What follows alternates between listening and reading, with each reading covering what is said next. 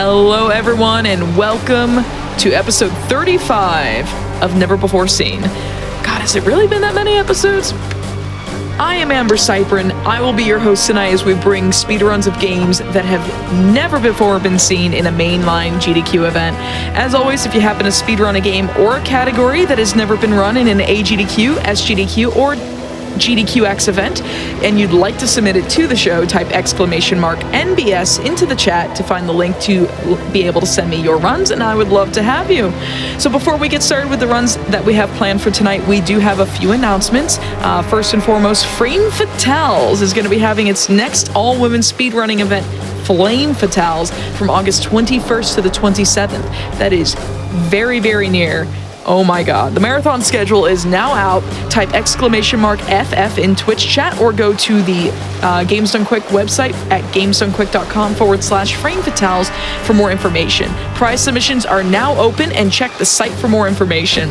And One and Done-a-thon is coming up again, where you can show off your favorite run, and that's your only appearance in the One and Done-a-thon series. The schedule is going to be released July 29th. Why? And that's just in 2 days. I'm excited to see what's in there. Tweet at GamesDoneQuick to let us know what you're hoping to see.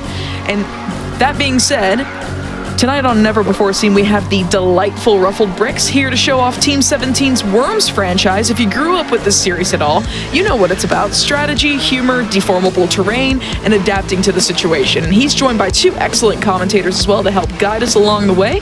And thank you three so much for being on the show. Why don't you all introduce yourselves?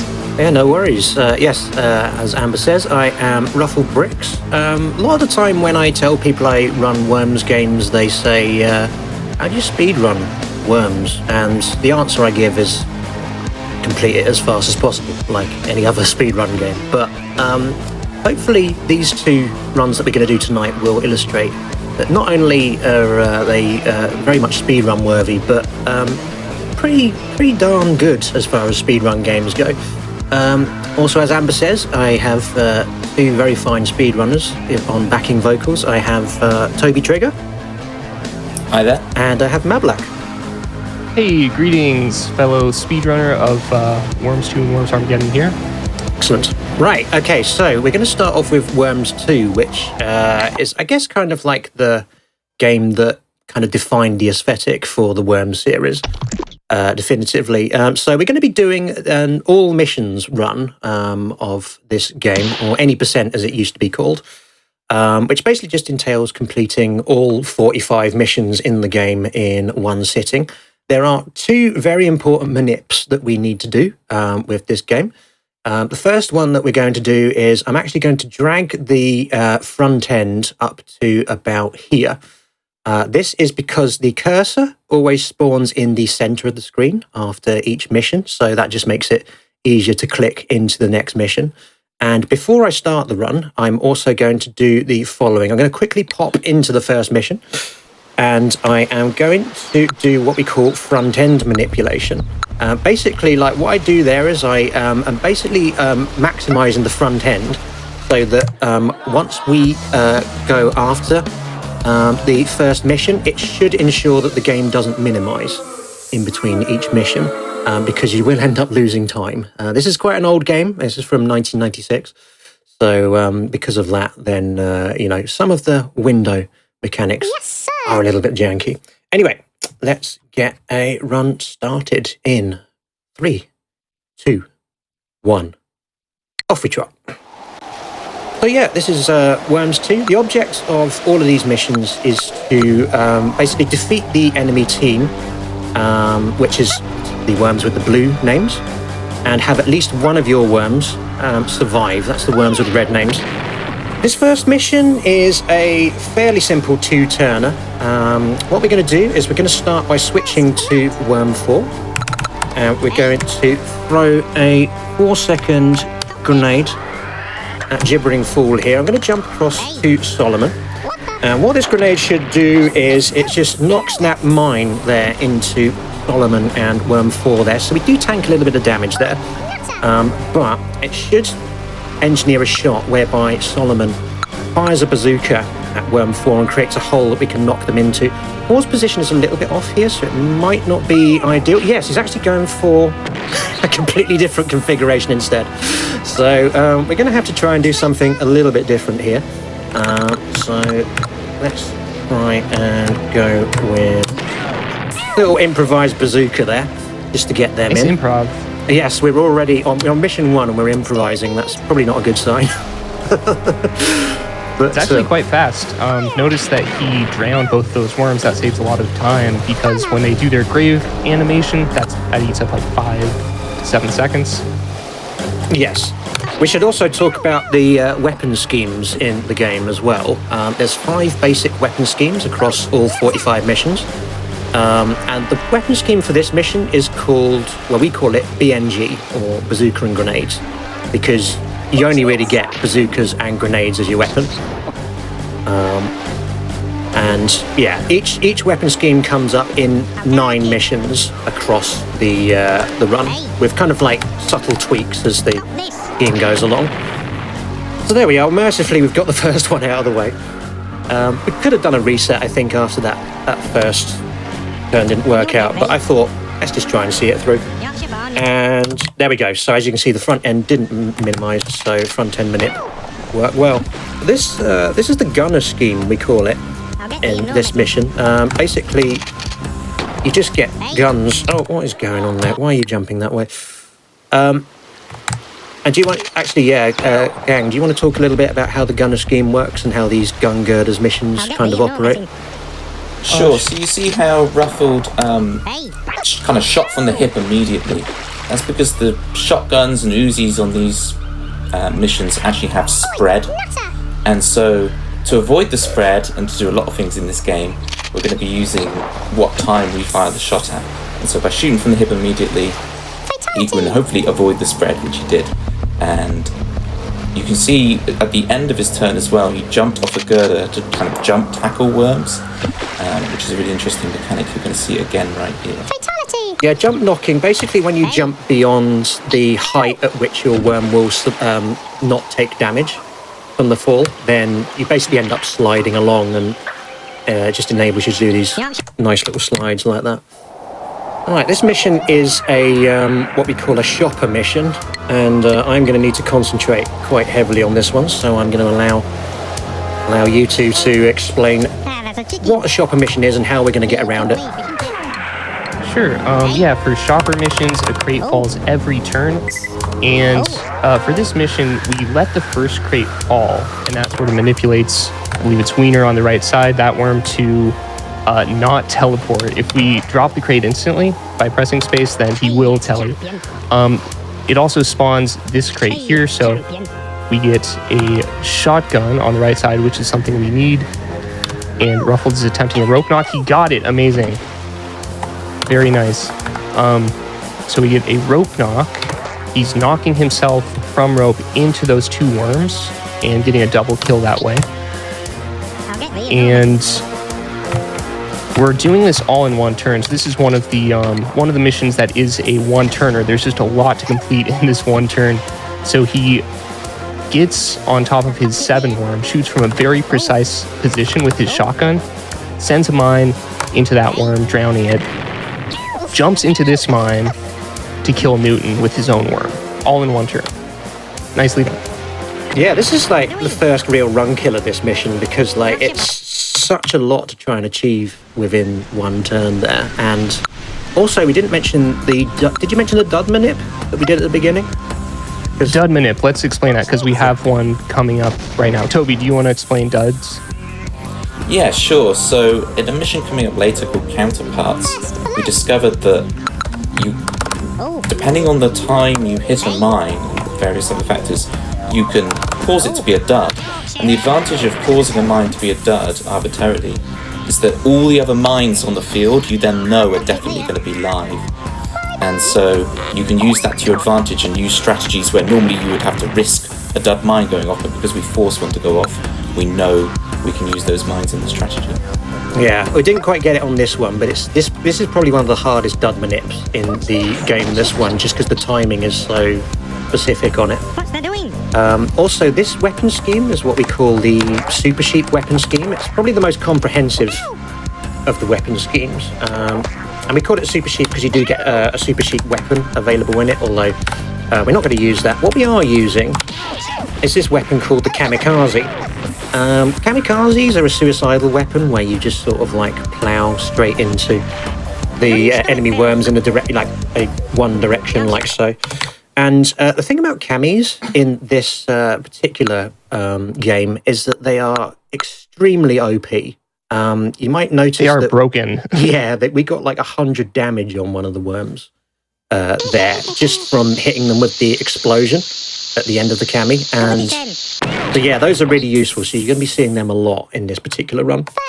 And here's the easiest dud manip in the game here. You just switch the worm 2 and walk straight onto this mine, and there we go, it's a dud. So that is going to be very helpful because we are going to be using 3 mines for this strat here. And 2 decided to get involved. He wanted a really good look at those mines, so we're going to have another look at that. Basically what we're doing is we are dropping a dynamite onto this worm here, who's checks notes, whatever their name is. And as we do that, we're going to swing over to these 3 mines on the podium here. And we set off the right-hand one, and that will knock the left-hand one so that it plops bacon. So that's what we're going for. Let's just try that again. Kind of one of the first of many Rube Goldberg machines that are in this game. Yes. So there you go. We heard that description recently that Worms is like, the speedrun is like a violent Rube Goldberg machine. It's such a perfect description. Oh, there's some real Rube Goldberg moments later on in this run. And this is the final weapon scheme to be introduced, by the way. This one we call Holy Ming, because you get a Holy Hand Grenade and a Ming Vase, and 5 has been knocked out of bounds there into the sea, which is thoroughly irritating. It's a bit unusual. And luck. It's okay, we can get around it, but so what I'm going to do here is, and again, just a case of like trying to maximize the amount of damage we get on a turn. Here's the Holy Hand Grenade, by the way, one of the more famous weapons in the franchise. Also, one of the more famous weapons in the Monty Python franchise. But something you'll notice we're doing on pretty much most of the missions is that we're not just laying... Oh dear, we've accidentally gone out into the... It was bound to happen at some point. This is why you need to learn all of the passwords for this particular run, because if you end up mashing too heavily, it will just take you back to the menu screen on this. So, yeah, very much advised to learn all the passwords. What was this? It is part of the rule set that you can use a password if you've done that mission to re-enter it. So it is part of our rule set that you're allowed to do. Yes, you can't use passwords to skip ahead in missions, but if you've done the mission, then... Or if you're on that particular mission, then you can use a password for it. So this map is based on some obscure country. I'm not... I can't identify it, honestly. I don't know. Yeah. And this is... the first of the instance of strats that is slightly out of date. I'm doing a 3-turn strat that we call the road trip strat, where we're basically just sending gibbering fool across the US with a shotgun. And this is going to, like the grave damage we've got here is going to knock Goober in so that we get a double kill here. Mablack has found a quicker 2-turn version of this mission recently. Which does involve I think it's more or less a frame-perfect Uzi, doesn't it? Yeah, there's like a very small time frame to do this Uzi and kill the lower 2 worms, but I do love this strat as well. There's also a time tab in there as well that's key to making that work. So there's a lot of things that affect tech-heavy. There's a lot of things that affect RNG, like when you press tab to switch your worm, when you fire your weapon. We have to do all these things at specific times to really control everything. Yeah, we should talk about the fact that this game doesn't really seem to have RNG, does it? Like it is a deterministic game, so everything is under our control. Like, if we just execute the same moves every time, the same outcomes will happen. Like, if we want to get the computer to hit itself, sometimes we can do that by just shooting a weapon at like 32 seconds or jumping at the right time. So things like jumping, when you select your worm, when you end your turn, all those things can influence the RNG, including like what wind you get, as you can see the wind bar in the lower right, or what the CPU does, or whether you get a dud for a mine. And this is unique to Worms 2 as well. Yeah. The other second generation Worms games do not have this. When you see Worms Armageddon later on, that won't be a factor. But speaking of which, we've just, this is another shopper mission, and we've just manipulated a very specific crate. Toby, I don't know if you want to talk about that. Yeah, so you can control, to an extent, what drops. At least you can choose what drops in the crates by choosing what timestamps you let go of the crates from. As Matt Black said, things like your XY coordinates of your worms can affect the RNG as well. And then I think Matt Black would be better to explain these kind of massive dynamite shots. Just I was just going to say it's nudging, right? So yeah, so so Ruffle just sent the enemy worm into that far right worm, getting a double kill there, and his own worm into another enemy worm, getting a triple kill. So he was using basically nudging, so getting to a precise spot, laying the dynamite, then just a nudge is just, you tap left the smallest amount that you can, and that lets you get to a pretty precise location, to like the nearest half pixel. Although it is worth noting that the positions of all your worms are accurate down to the sub-pixel. So like you may look like you're in the same position, but you're actually just a tiny amount off. So that can play a role. So this mission is a good example of how the AI manipulation comes into play here. So I've force dropped that crate that we get at the beginning immediately. This is a super sheep scheme, this one, by the way. And again, it's one where we're just going to be using Cami for most of it. What I'm going to do is I'm going to switch to Worm 2 immediately. And we're going to aim a Cami up at Scuba. And I'm doing a jump there and then firing the Cami off at 56 seconds. That knocks Goober into the water, and then it's going to manipulate Solomon into doing this very specific bazooka shot, which is going to be at Worm 3. Not going to move them out of position. It's just going to turn them round. But then basically what we're going to do with that position is another very specific timed movement here. So this one's at 57 seconds. Jump. Cami down while we're on the way down for the jump. Knocking Bacon in, and now if we've got this right, we should manipulate Gibbering Fool into getting a self-kill here. So let's see what happens. Did we get the dynamite? And we didn't. Oh, okay. So forget everything I thought just you said. had it. Yeah, I thought I had it as well. The timing is so specific on this sort of stuff that like it's hard to know exactly why it goes wrong sometimes. Yeah, normally in that situation, I mean, it looked to me like Ruffled had the timing like totally down. Like sometimes you can just be off by like 0.1 seconds or something that doesn't work. But Gibbering Fool normally would either Zook or Dynamite himself. Okay, but I'm either not way. I'm not going to do any strats with that level of confidence again in this run going forward. I'm kidding. Okay, let's use our backup. So you're going to see the Super Sheep in action now. Fan favorite. Super Sheep there is just the superhero that we all need, basically. But it's a sheep that flies around and you can guide them around with the left and right buttons, and it just, plow them into whoever you need. They do come up a fair amount in this run, I think. It's a very cool thing that almost every AI turn is now rooted in and is not by accident. Almost everything the AI is doing, we've planned for it to do. And are using it to our advantage. That's true. Yeah, we're at this point, we've pretty much made it so like we're getting the computer to kill itself as much as possible. Yes. Or at least make it easier to kill itself. And this one's pretty straightforward. Another Cami at the beginning there, and we knocked Sticks out of bounds. You notice this is a cavern mission, so we cannot move the camera beyond the area here, and Sticks actually went out of the side. And then here we're going to do just a little sort of rope knock here into a pit that we're just creating. Like so. And notice that rope knocks happened in retreat time. Yes. Which is really handy. Yeah, you have 5 seconds of retreat time after every move. And basically, you'll notice that in most missions, we use that retreat time to try and maximize the amount of kills that we get. So it's not just about like using a weapon on a worm to kill them off. That's not usually the end of the turn. Often we'll be like, what can you do with the retreat time? Are there any jump knocks that we can do, or rope knocks or anything like that? Now, let's talk about this one. Okay, so let's see, we're on to Vicious Enemy, Mission 10.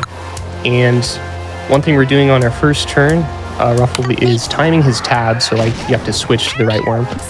Firing a Zook at a precise time, at basically 50 seconds. Kills worm on the left, and piles his worm with a couple enemy worms near that oil drum. And another big thing this is doing, so we're doing a lot with just that one turn, so manipulates Shegwin on the right to Zooking himself. Now they're all joining the pile in the middle with these oil drums. And you can probably guess what's going to happen next. So going for a big kill here. I love the way you pronounce Shegwin, by the way. Right? Oh yeah, is that... Pretty cool. Fingers crossed, because this doesn't always kill them all. Well, Wiener survives. I can see that. But the way that you can preemptively know if a worm has taken a lot of damage or not is you'll notice that a lot of these worms in this pile are panting quite vigorously. Wiener, however, still has a smile on his face. And that's how you know that his HP is still 30 or more before the damage count comes in. Also, something we should point out about this mission, this is the first of 3 missions in the game, which is what we call an artillery mission. And what that means is that none of the worms can actually move from the spot that they are stuck in. You can do teleports, and obviously weapons will move them around, but you can't walk or jump. And that makes these missions often painfully awkward. In fact, this is a particularly bad configuration that we've got here, so I'm just going to just teleport straight onto Wiener, because I don't want to have to do much cleanup on this. Yeah, like guaranteed 3-turner this way. Yeah, these artillery missions are definitely some of the most painful. They've been the most painful to route because your worms just can't move, so you have to come up with other ways to manipulate the CPU just based on the timing of your shot, things like that. And they're all BNG missions as well. So you have like one of the more limited weapons arsenals for these particular missions, which just makes it even worse. Yeah, I think in a normal run, a mission like this might take you like 10 minutes or longer. Yeah, exactly. Speaking of which, here's another BNG mission. And this is another dud manip coming up. Mablak. So this was the mission I talked about earlier where the dud mines were discovered. Yeah, that's right. Yeah. But yeah, Mablak. Yeah, this is Mablak's strat, so we'll let him talk. Oh, sure. Yeah. Yeah, strat rights here. So what Ruffled is doing at the very start, switching to worm 6, and if you just walk left after you tab really quickly, that mine will be a dud, which once again, if you activate a dud, then we know for sure that the remaining mines will be active and not duds. So he scores a double kill on the left side, also killing one of his own worms, but our worms are kind of expendable. And he also piles Sheepnut and Marlin right next to his own worm. So it did all that, and also on top of that, he's manipulating Raptor to do a specific grenade shot here. Yeah, this one really comes together kind of like piece by piece. This one, it's sort of like, I don't think necessarily when people watch this casually you're that aware of what's happening, but it's very important that that bazooka doesn't knock 8 out of that particular crater there, because that manipulates the next shot. The magical thing about this strat that saves so much time is because all of the worms pop into the water. So you're never getting any grave animations. You think 5 seconds per grave animation times how many other worms, 20, 30 seconds can just disappear. But because we're plopping them all in the water, it's so fast, even though it might not seem extravagant this level, it's very impressive. It saves so much time. So yeah, it's like getting a swoosh in basketball, like when you send them into the water. So that hole that has been made is very important, because what we're now going to do is I'm going to bounce this grenade off here to hit Scrup, and then jump into the mine there so that it knocks Raptor into the water there. And you'll notice that the background layer I have on is what we call the gradient layer, so the sky is just a bunch of stripes. I have that for all the missions just because it gives you some really nice visual cues that you can use for some of your shots, and in particular that that last grenade that we did there makes very good use of the gradient. The mines are actually on a counter, so they activate as like a diamond hitbox once every 10 frames. But when you jump into them, it seems like it locks it into certain frames. You always get the same reaction from jumping into a mine.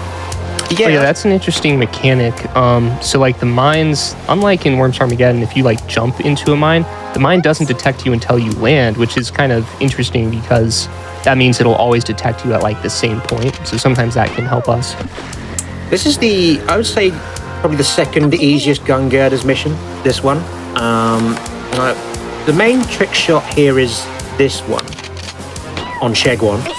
And then moving back here, and I'm jumping down and knocking Pidge into the water. And it's very important there that 2 actually doesn't go in the water with him. So we do that from a specific distance on the girder there, about a third of the way back.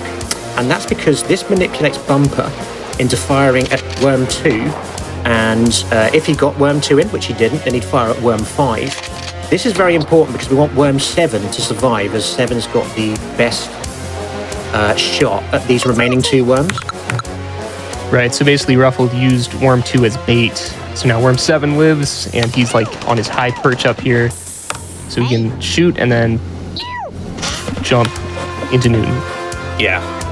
As the gun girders missions go on, there's fewer and fewer good jump knocks available, so we're kind of using them as much as we can. Right, this is another tough chopper mission, so take it away again.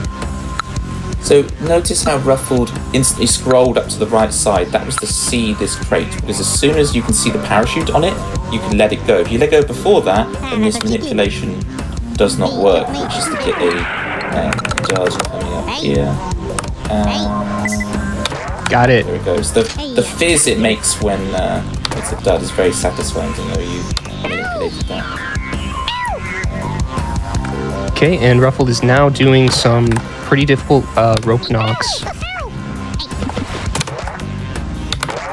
So we got the first knock, and the nice thing about rope, if you knock a worm into the water and you have parachute equipped, it will auto-deploy, basically just saving your butt in midair, and you can even reshoot your rope while you're in midair. So So you have to choreograph how you do that rope because it will fire off the same angle you initially set it at. And so this is another, basically just one turner. So we're doing all this in one turn. He gets 3 kills with just rope knocks, and the remaining kills we're setting up basically another Rube Goldberg situation. Okay, laser dynamite. Also, I should just point out what that little fade to black there that happened in the middle. Basically, when you kill like 3 worms in one go or more, or like if you get the last kill on a mission or something like that, the game tries to give you an instant replay just to allow you to bask in the glory of what you've just done. But we ain't got time for that, so we just mash straight through them. Now, this is the first instance of a booby-trapped crate in the game. This was a mechanic that was wisely removed from subsequent Worms games. But here I'm just doing a little dynamite thing here and just doing some jumps there to put Worm 7 in a position there that he gets blown into Stavros. Nicely done. That one's hard. You gotta do a lot of nudges on that dynamite. Yeah, 6 nudges and then 2 back jumps to the right. So there's a lot of... and you're on a timer because of that dynamite has 5 seconds. Yeah. And it just shows off the pixel perfect nature of this game because you can tap a specific number of pixels across and set up the exact same shot every time. They're hard to nudge exactly because you have to type it so lightly. Another thing to note about this mission is this is the first mission that features CPU 5. You'll notice that the enemy worm team has a number in its name, and the number indicates the CPU's intelligence level, and CPU 5 is the most intelligent, which basically means that a lot of their shots will be as accurate as possible, and some of the shots they can do in this run are downright evil. Yeah, the CPU is really, it doesn't have any like strategic intelligence. It can't really think ahead, but it can fire insanely accurate shots, especially with bazooka and grenade. That's sort of its main go-to. Also lays dynamite if it finds a worm in sort of an open position. Now here's Super Sheep appearing again. But as you can see, blink and you miss it because it just knocks Plopper off that laser cannon in there and back into the water.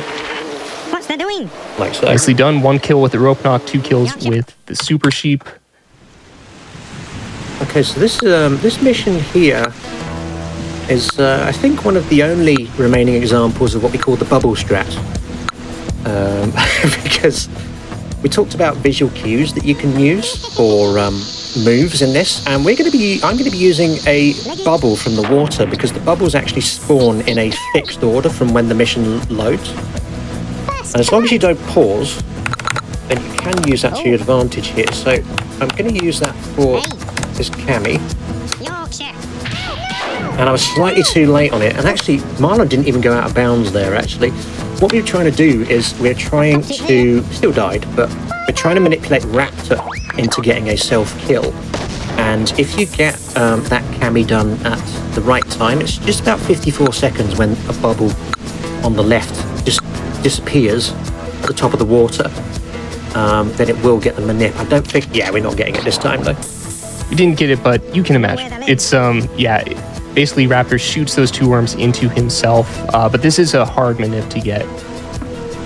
Yeah, we used to, there's a timing at 49 seconds you can do that with as well, which I have to admit I was much better at. Right, we've really pushed it so that we try to get these timings to end our turns on as quickly as possible. Sometimes that makes it pretty hard to do, just in the quest to save a few seconds. Okay, we get a rope knock on Sheepnut, since that worm is just dangling on the edge of that rampart. And there's also something we call rampart skip. If you get the knock in just the right way, your worm will sort of just stay up on top on the rampart, while the enemy worm will just fly off to the right. And Ruffled is going to be doing 2 things at once here, laying a holy hand grenade, also knocking Mechanic. Oh, just barely went over Mechanic. I think this is my first never happened before moment for this particular run. I mean, yeah. I mean, I've made some mistakes on this mission before, but never actually missed Mechanic with that rope knock. Okay, let's see if we can salvage this in some way. Gives an opportunity to answer a couple of questions I've seen in chat. So one is, why haven't they seen this game before? Specifically Worms 2, the 3 of us started rooting this just before Christmas last year. And games like Worms Armageddon have a bit more of a storied history with speedrunning, but this game was really some untrodden snow, so it was really fun for the 3 of us to figure everything out in this game. Yeah, I would say that we, for the past, it's probably been 8 months or so, at least for me, routing this game. We have invested a lot of time just sometimes day and night, just optimizing stuff. And basically at least me and Ruffled's experience in Armageddon has certainly helped in the routing phase. We've all kind of made our own little discoveries in this run. It's been quite an experience. Well, that was annoying. Raptor really did not want to die in that one. Right, so on this one, there's another gun girders one. This is actually one of the harder gun girders missions, I find. And I'm switching the full background on for this because it gives me a good visual cue for the first turn I'm going to be doing here with Worm 6. There's a long distance shot that I'm going to be doing on Pidge to try and get a double kill. And I'm going to use that crane in the background in order to line it up. So, here we go. Okay, so we got it. As you can see, it just Nicely done. Pidge into Newton. And then at 45 seconds here, I'm going to line this shot up here and just shoot Sheridan into the water. I know, Mab, you do those shots the other way round, don't you? And it seems to make... Yeah, I actually find that incredible that you can do the first shot that way. That's I find that to be one of the more difficult shots in the run, because you can use the background, but it's kind of hard. I'm using a different sort of marker. And one thing we do in this run is for our little crosshair, we sort of try to line it up with things in the background or the land, or occasionally even worms' names, their name tags. Right, we got just get an accurate shot. We've got a strat there that I like to call the Grace Jones, where Vincent pulls up to the bumper and drives him into the sea. So, Nice. yeah, that shot Vincent does there, if you get the timing right on the first shot, then you get a free kill on bumper, which makes this a two-turner. But That's one of those cool kid moments. If you're a cool kid, that's where you applaud in the game when you see that shot and the AI come off. Yeah, it was a very good manip. Yeah, getting the CPU to shoot one of its own worms into the water there, that saves you a whole turn. And basically in this run, if you can shave off a turn, that's really what you want to save time. and also, that mission is actually quite scary if bumper doesn't die. Right, here's a crate mission. This is the first shopper mission, which we can't really do with rope knocks for obvious reasons. So instead we have, we're manipulating specific crates here. I teleported onto that first aid crate at 46 seconds. That manipulates mechanic here into teleporting there. And then if you all could explain the rest of this. Yeah, on top of that, so doing that teleport at 46 seconds on turn 1, so manipulates mechanic to teleporting there, also gives you a kamikaze crate right next to you, which he got, zooms into 3 worms there. 2 of them die, mechanic is piled with the remaining worm. And we also get... And- oh, sorry, go on, Toby. I was just going to say that you see how Marlon has moved up on top of the worm. It used to be that we kept having to manipulate this mission to make sure he didn't teleport away, but it seems the configuration we use now, he always just stays there. It doesn't teleport away on his turn, he always just does that weird walk up the other worm. And that cluster bomb that we threw down there looked pretty weak, but actually, as you can see, what it does is it's enough damage on mechanic, and then the grave damage just knocks Marlon into the water through that tiny little hole. And it's followed by another shopper mission. And this first manip is very important. We have to drop the crate there, which is why I reset it the first time, so I dropped it too quickly, but that manipulates Gambit into not teleporting.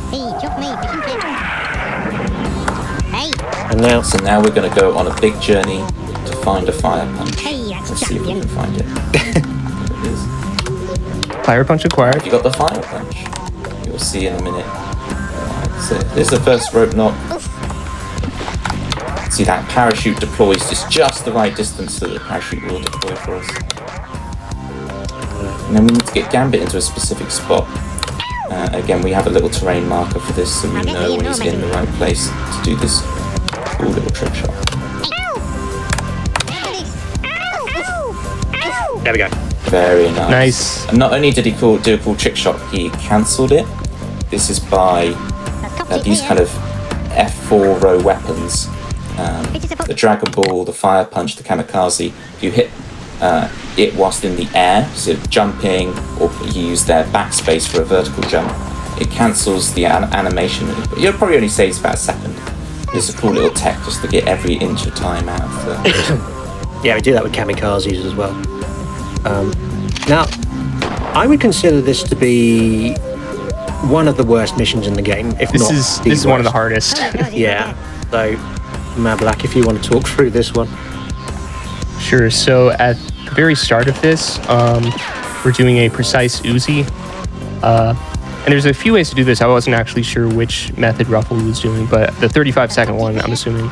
Yeah. And from there, so like one thing about this level is that basically this is one where the shotgun spread really comes into play. So like you only have Uzi, shotgun, handgun, just the gun weapons. And they have a spread to them, including shotgun. So although you want to shoot like straight across the map and snipe those enemy worms, you can't do it unless you shoot at an exact time and an exact angle.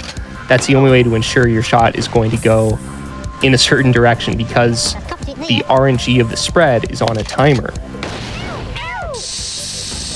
Nicely done. Yeah, we were completely off the time stamps on that one, so I don't know if Sheep Nut is going to behave.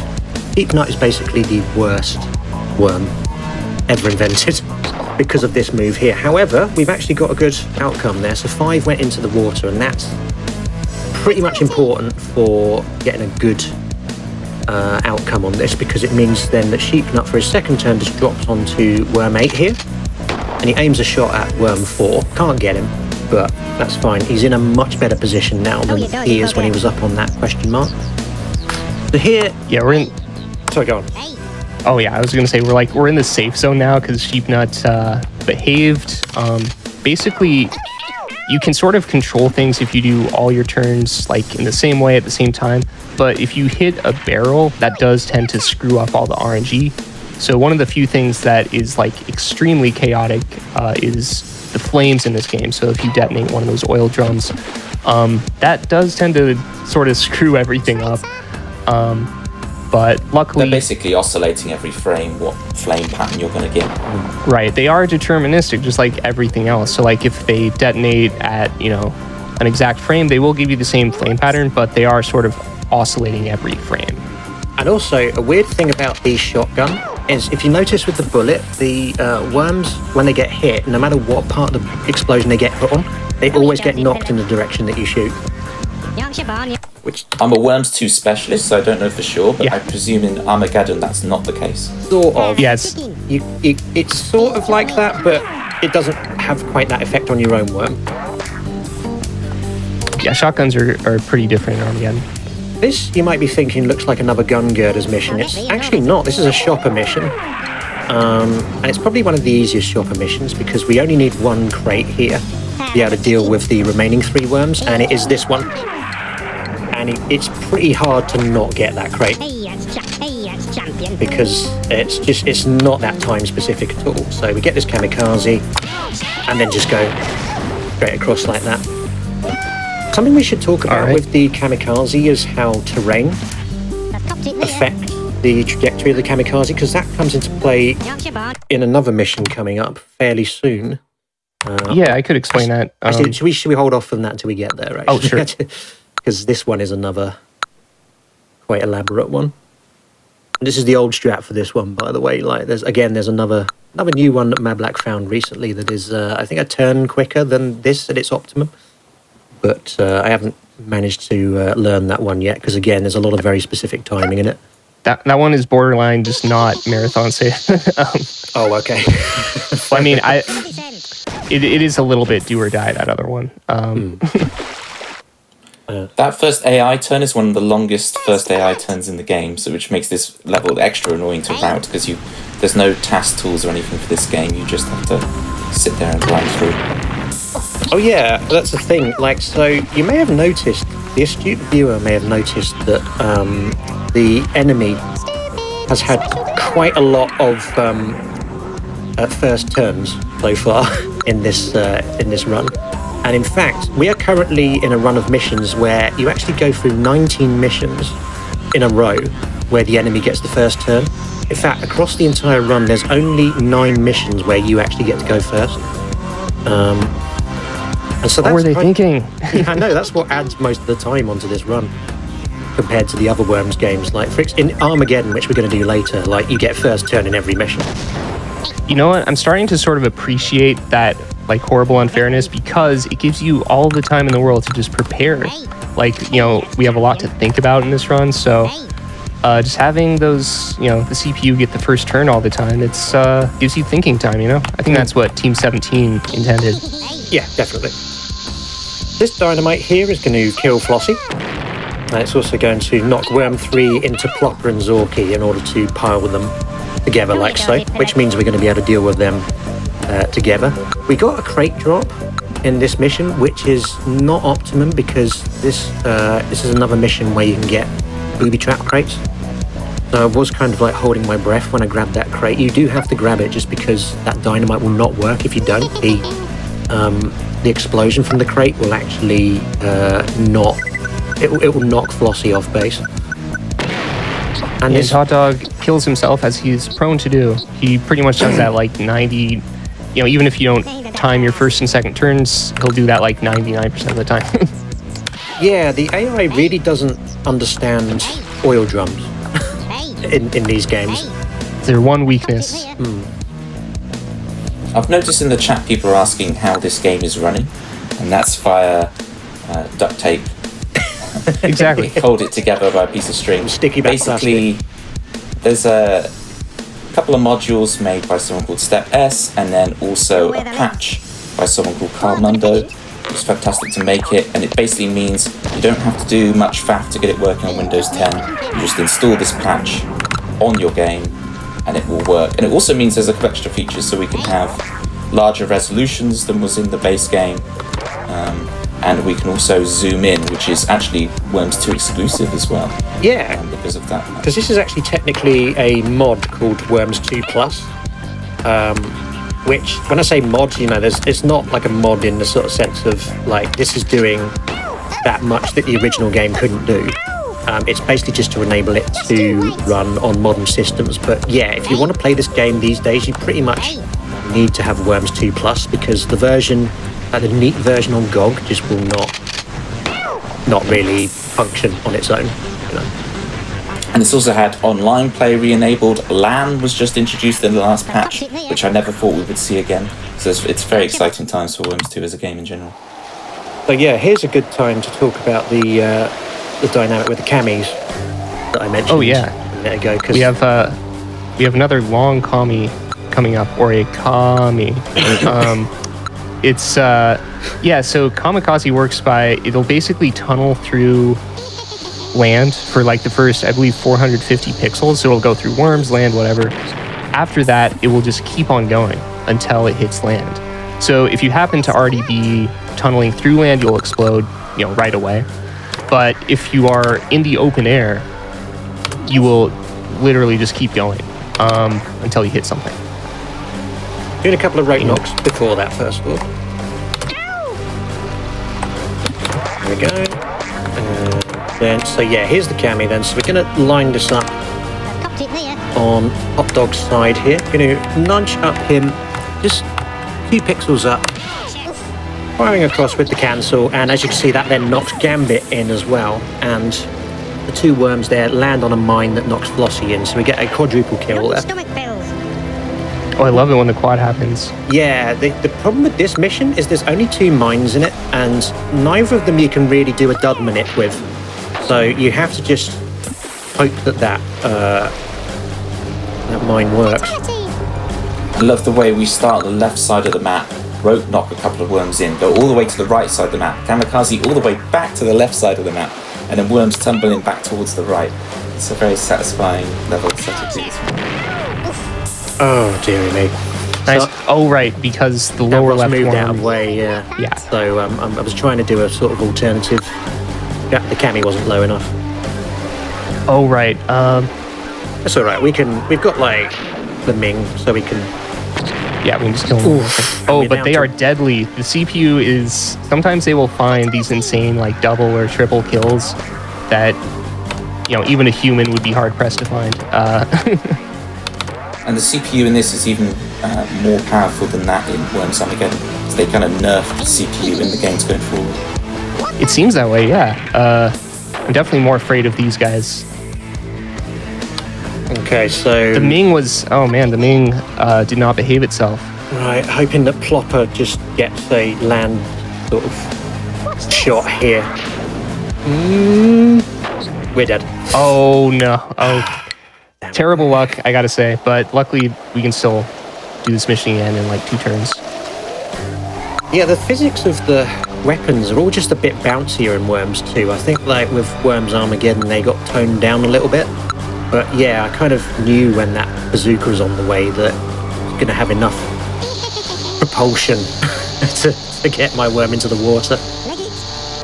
Part of the design of these missions is that they're kind of showing off the level editor and the scheme editor that's built into this game. So that's why, I saw someone in the chat earlier asking about the Kamikaze just not remembering them being so powerful.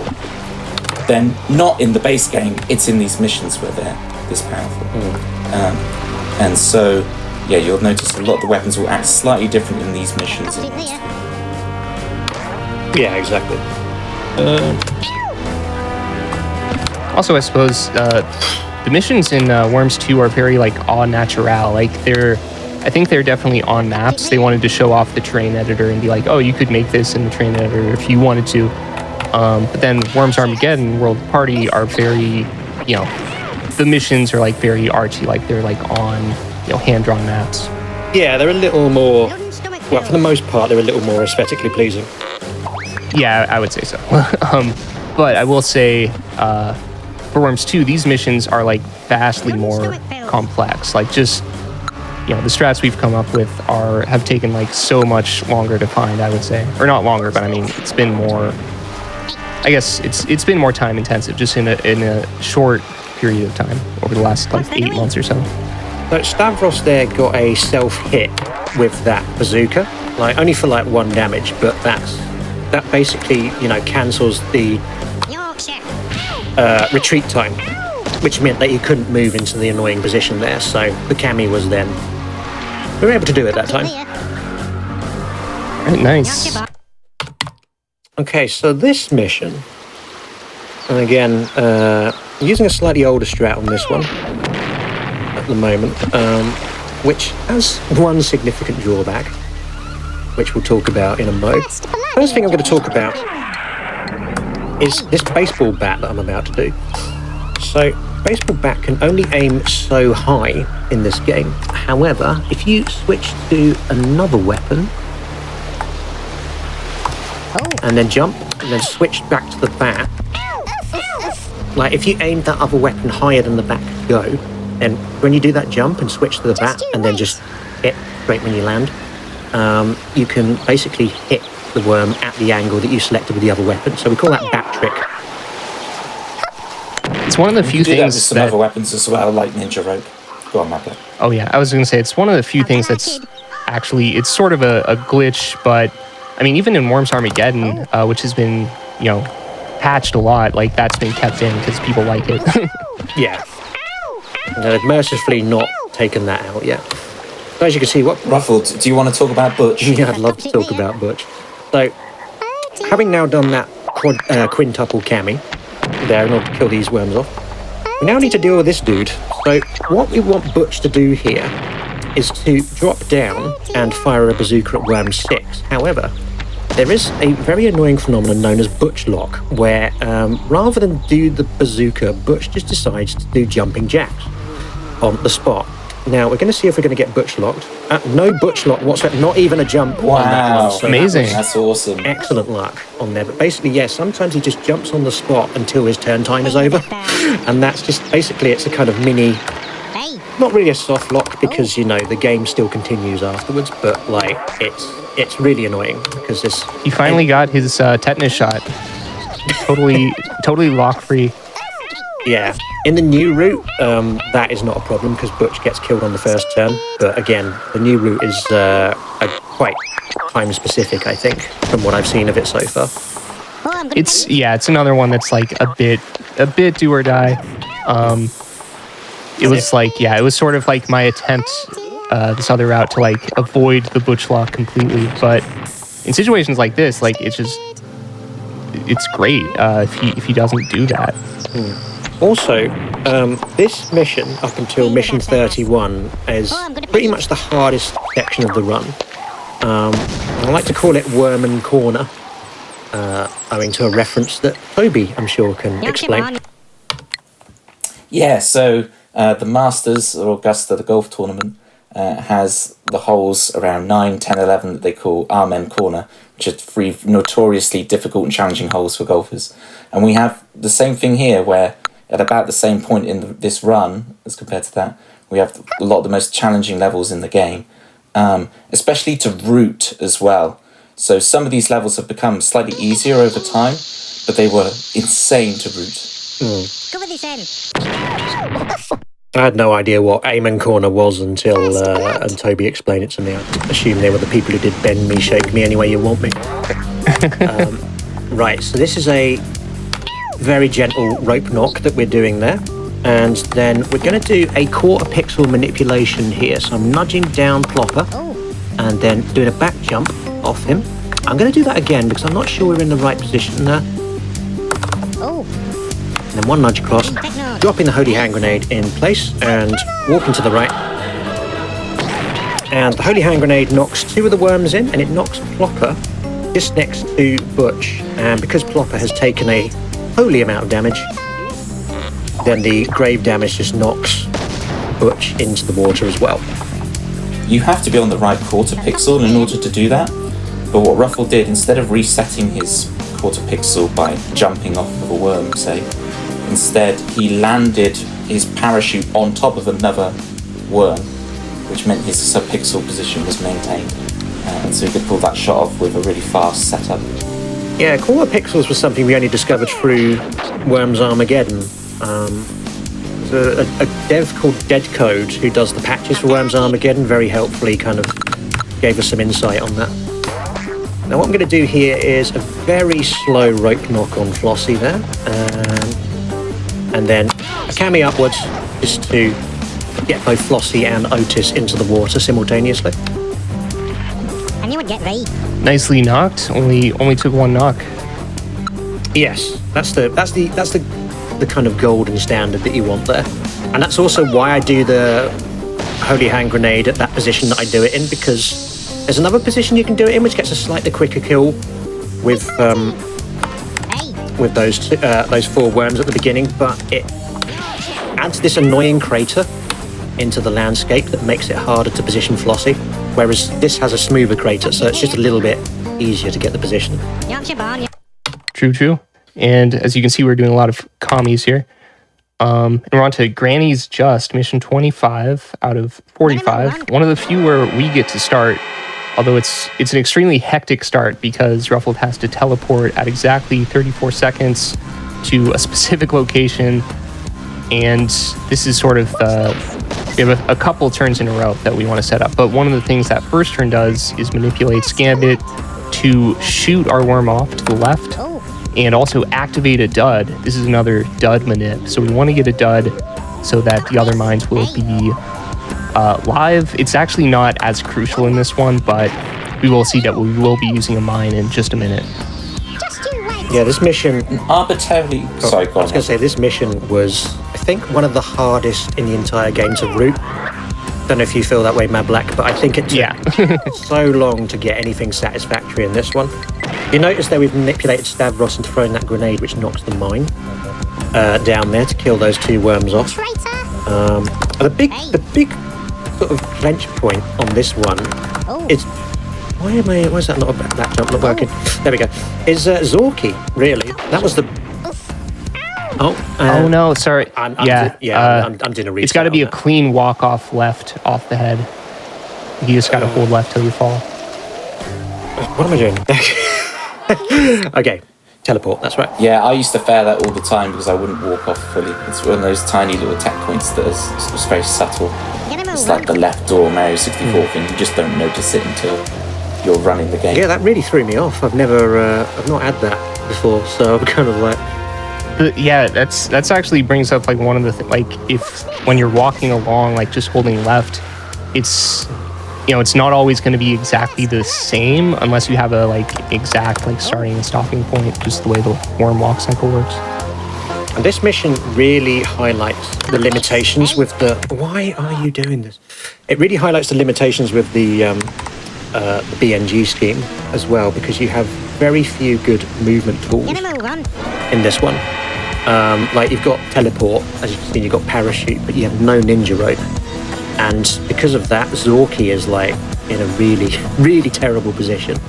So that's why we just, take the L on the first turn and do a teleport, because it just makes everything so much easier by doing that. Right, I'm going to just... And that's a crazy thing with the routing in this game, that we don't have any task tools, we don't have any access to tools specifically on Worms 2. So to arbitrarily find that teleporting there gives us the best outcome for the whole rest of the level is pretty insane. And there's a lot of levels through this game like this, with these kind of arbitrary actions and manipulating what's going to happen with the AI turns to give us a favourable outcome. It's just trial and error, basically. You just have to keep trying things at certain times and seeing what happens. Panning for gold. Right, I'm just going to focus for the rest of this one, so go ahead, gang. So we're going to zoom directly down here in order to get Otis. Yeah, we got it. Great, Otis and Flossie in the water. Awesome. There's no select worm on this level. Some levels have, you can select your worm freely, and some levels you can't. This is one where you're in a set order, which also limits our options of what we can do for this route. So Know where they live. your first actions really set off a whole chain here. And here we're going to be doing notching. So when you're actually, you see these shots where we fire directly into the ground with the grenade. We're doing a full power shot at a specific, what we call a notch. So think of it like a dial, like on a safe. The sprite is a long notch, and then we have these mini notches that go along. So we did that shot there, 2 notches up from directly south, and we can recreate the same shots exactly every time. Again, this game's pixel perfect. Yeah, the when you say notching, it's like 1 notch is the least amount you can change your angle. This game has discrete angles, so there's a limited number of angles you can aim at, which is not really advertised. Like, people just had to find that out. It didn't look obvious at all. But it's like, yeah, the angles are not continuous, they're discrete. Like 1 notch is like 1.36 or 38 degrees, something like that. And I can imagine you, as a casual, and even probably as a pro player of like competitive worms, you wouldn't really even notice that. There's a lot of old-time players who not only like didn't notice notching, but were sort of like angry when it was pointed out that that's just how the game works. do we want to talk about Cluster Trick, by the way? Yeah, very nice. So the first appearance of it, I believe, in the run. Yeah, so Cluster Trick happens, use a cluster bomb, you lay it underneath. You lay it like right next to a worm, then you walk up that worm a little bit, so all the clusters explode right underneath your worm, doing a lot of damage. So it can do over 100 damage, and that's what you just did to finish off those last 2 worms. And in the original Worms 2 release, you could just place that cluster bomb on top of a worm and it would instantly explode, but Team 17 did patch that out in the 90s. But obviously they didn't patch it out enough because we could still do it just sacrifice one of our worms and has a more complicated setup. I think that's a fair compromise, personally. Right, this one is another timestamp manipulation, and we're going to do this grenade at 42 seconds. Hey, take notes. I'm actually using the oil drum there, the way that it expands and contracts, like when it's doing its vertical expansion. I do the grenade there. That basically manipulates this wind here. You see it's 1 arrow to the left. And this, fingers crossed, should ensure that Sprat gets a self-kill on himself and Mechanic here. So let's just have a look. The bazooka up into the air, goes straight back down, and got it. Both of them into the water, like so. Fantastic. That saves you a turn. And you can use different things to land. I do that shot by counting 42E and I do it on the and I don't use I find it very hard to use the oil drums, but you could use bubbles. There's all sorts of different timing methods you can get to get these more specific timings. Yeah, there's a number of timings in the game that are like very frame specific, and sometimes it can be really hard to find a way to do it. Lately, I've been using a lot of the background debris. If you have like the entire background on, there's some little objects whizzing by, which has been pretty helpful for me. Toby's using his musical knowledge and timing to like time some of these shots. And this is nicely done. This is the second of the 3 artillery missions in the game, if you're wondering why the worms aren't moving that much. And again, much like the last mission, there was one particular clench point on this that made it very hard to route, and that's these 2 worms on the left, because Raptor's position is phenomenally bad. So what we're doing, once again, we're sort of just taking the L and going for a teleport to get a more tactical position. You know my feelings on tellies. Well, you say that, but I mean, some of your... I came up with this, yeah. some of your strats later on make some very interesting use of tellies. There's a lot of times where like tellies actually are the best way to like manipulate the CPU, or just the only way to get in position, especially on these artillery ones, because we can't do much else. We can't rope around or anything. So remember we were talking Fingers crossed for Raptor. Yeah, remember we were talking about Butch Lock earlier? Well, we might get Raptor Lock here. This is a similar soft lock. And there it is. Oh, So basically, occasionally Raptor will get knocked into a position here where the AI just malfunctions and they just, I think because 2 is slightly in their path when it comes to doing a shot, and because of that they just stand there for the rest of the turn doing nothing. So that is a 50-second time loss. as if they haven't wasted enough of our time with their like constant first turns. Yeah, exactly. Or tabbing around all of the worms till they decide which worm they want to tab to, and then tabbing all the way through to that worm. Oh man. Yeah, Yes. the AI seems to, at the start of their turns, they have to actually like select each worm one at a time to do all the like calculations of trajectories and stuff, and then they do another final selection of their worm once they've like figured themselves out. Okay, nice. I think this is Gungirders 4 next, isn't it? Yes. Yeah, so this Okay, one. yeah, mission 27, about it in the... I'm just going to focus for this one. I'll get thee and no Okay, and there's, yeah, on this one there's a specific routine, which if we get it, it's going to make one of the worms, one of the CPU worms shoot one of the other worms, Otis. Yeah, it's Butch. Because of that, Toby likes to refer to this strat as Brotis. Oh yeah. Even though Butch is the one being a bro, so technically it should be Brutch. But Yeah. I think it was because on another level we wanted Otis to do something specifically, so I just, every time Otis is involved in one of those strats, I call it Brotis. Nice. What makes this pretty difficult to achieve is that you have to execute 2 turns, like just really perfectly in order for it to happen. So this is a hard manip to get. And you can just YOLO it and save that time, but you're probably, I don't know, I think I get it 30%, like 1/3 of the time I get Brotis by just YOLOing it, so... I got the wrong timestamp anyway. I went with 33 rather than 32, so I don't think we're getting it this time. But we'll see. Maybe he'll be a bro and just do it anyway. Yeah, stranger things. Okay, so the oil drum went first. That's not a good sign. There's still a chance. Yeah, 2 did. Well, with 2 there, yeah. If 2 gets knocked out of position, then Brotis is definitely off the table. But 2's in position still, so yes. Oh, we got it. Yes. Oh, wow. All right. Traitor. He heard us. Butch heard us. He heard our prayers. I hope chat have been enjoying the soundtrack to this game, by the way, because both this and Worms Armageddon, I think, have incredible soundtracks by the mighty Bjorn Lin. It's more dramatic in Worms 2. Like in Worms Armageddon, it becomes more of a sort of Brian Eno on land kind of like ambient soundtrack, but they're both really effective. Oh yeah, love the sound. Worms 2 definitely wins, but yeah, I like both. I think I prefer Worms 2's tracks individually, but I think Worms Armageddon works better for the game, if that makes sense.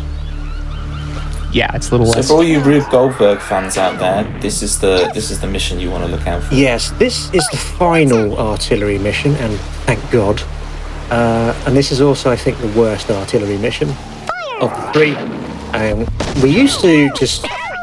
this was so bad that we used to have a strat for this that basically just involved waiting for sudden death to kick in, which is the mode of gameplay where things can happen, like the water can rise or all the worms end up with 1 HP. And that, for a while, seemed to be the only viable strat for this mess, just because pretty much all of the spawns in this mission are horrible. But Mad Black, the genius that he is, managed to find this fantastic route for this one. Let's teleport here. I forget why we have to do this. I think this is just a manipulation on Zorky, isn't it, Mad Black? Oh, it's mostly to just clear the land so that the worms who are going to tumble down do it cleanly. I think we're getting an early Zorky kill here. Possibly. Right, yeah. I'll be off then. Which is That's also nice, but it's not even actually needed. Like Yeah. it could, yeah. Like if it didn't happen, then he would still die later. But I don't know. It's nice. Stop this. And this is a branching roots shot here, where depending on what the wind is, we have lots of different shots mapped out to get that I've kill. got it there. Yeah, shot. we have one of those in Armageddon as well. At least one of them where like you just have to memorize several different shots depending on the wind. Those strats, Yeah, so those not necessarily first... that fun. Sorry, go on, man. Basically, all those turns were sort of to set up this this final shot that Ruffled is doing. So since his worm is piled with all those CPU worms, he sort of sends them up and to the left. And now we have just a massive death chain going on. We've piled basically about as many worms as we can. We've taken care of the stragglers in the first couple turns. And now these worms are just, there's a domino effect going on. This looks... And if you thought this was easy, I find it extremely difficult. I still haven't been able to get this strat because the timings are very precise to get this to work. oh no, this is right. Yeah, I just suddenly had a moment there where I thought I got the wrong spread, but no, this is fine. And also, one feature that you don't get to see in any other Worms game, to my knowledge, is the exploding gravestones. Yorkshire born, Yorkshire bred. I like the explosions in Worms 2. Just the grave tech was more advanced. Yeah, basically when the graves take a certain amount of damage, they will blow up, so you can get extra damage from those. Sadly, they got rid of that for Armageddon, which is a shame. I think that's one of the few things I like about Worms 2 better. Yeah, I like the death animations in Worms 2 better too. So this is another interesting AI manipulation here. So I did a vertical jump there and a cami down at 25 seconds. Knocked those two worms into a position. The main thing that does is this manipulation on Stavros. Now Stavros is going to come up to worm 3. And as you can see, it's dropping a dynamite next to worm 3. And you're probably looking at that and thinking, oh, that looks nasty. And it is. It's really nasty for Stavros. He goes straight into the water as a result. But that's a very good sort of useful kill for this one. Right, we've got unoptimum wind here, so I need to bear that in mind for this turn. So yeah, again, just going to be concentrating for this bit. I've copped it there. It's nicely done. So he goes for a rope knock. That was part of the reason for the kami on the first turn. It allows you to just kill those two worms later with a rope knock. And that worm that's hanging on the edge is still in a good position. It can be, so we're shotgunning through and he's going to shotgun Plopper and hopefully get all three. There we go. Nice. Yeah, fantastic. Awesome. If they end up on the right edge, they won't go in, but on the left edge, you're good. This was another, I think, tough route mission, Matt Black, would you say? Because Oh yeah, it needed a eureka moment. It took me a while for sure. a lot of the missions that are tough to route are the ones where you can't switch worm. Right. Oh yeah, that can make it really hard. Bravo, Very nicely done. nice. Well, that shot there, Very nice. I did a super sheep on Hot Dog, but you'll notice because it's a cavern mission, I can't actually move the camera out of bounds, so I had to basically know where the sheep was using the arrow, and the pixel count came with it. So you can do I that. shot on the super sheep. I can't even do that super sheep. I'm Can you just too not? afraid because the explosion actually pushes the worm down, and I feel like if I don't get it just right, it's gonna mess up.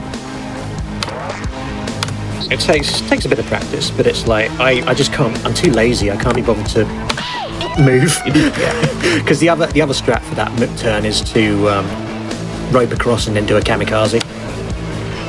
You lose a rope. It can be useful to have a rope for that. Oh, yeah. Right. Baseball bat there, extra to knock a worm in position. Sometimes he can end up with a pixel in front of him. And I do think the super sheep is fractionally faster to do as well than the camera. I think so. Yeah, I think it is faster. This is probably joint most excruciating first turn in the run from the enemy.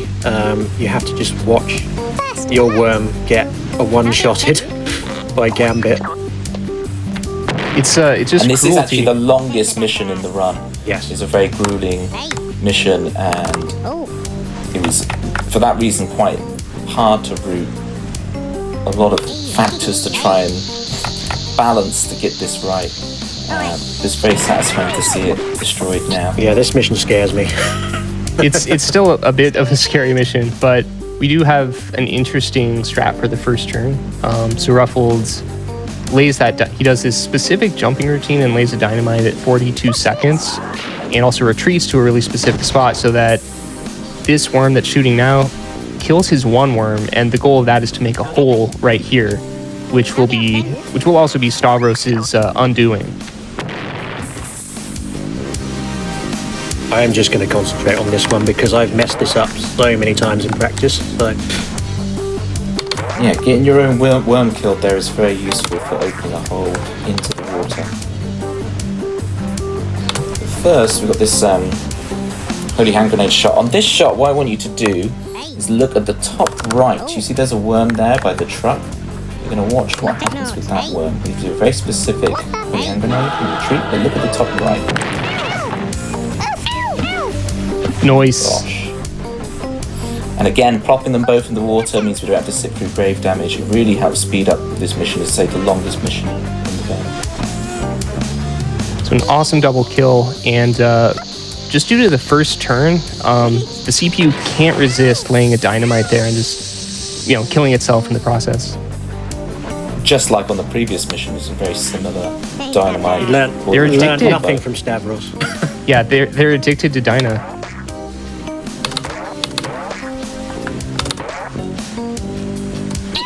Here, we're going to knock Stavros into position.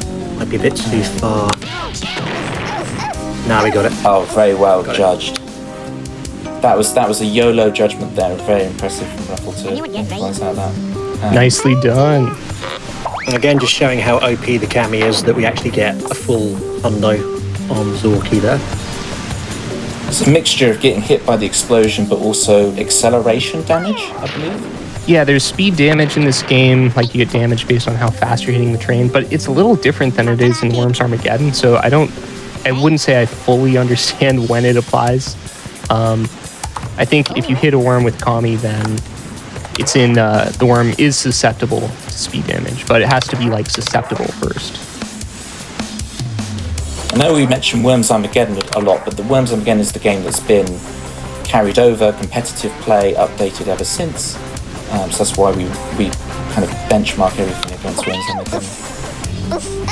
Exactly. And very nice job. So that's one of the toughest knocks in the game, just getting a hot dog down there. Yeah. So doing that allows Ruffle to go up here, lay a Ming, get a certain kill. All the Ming shards just detonate all at once and kill Butch basically 100%. Yeah, that deserves some serious applause. Very well done. Yeah.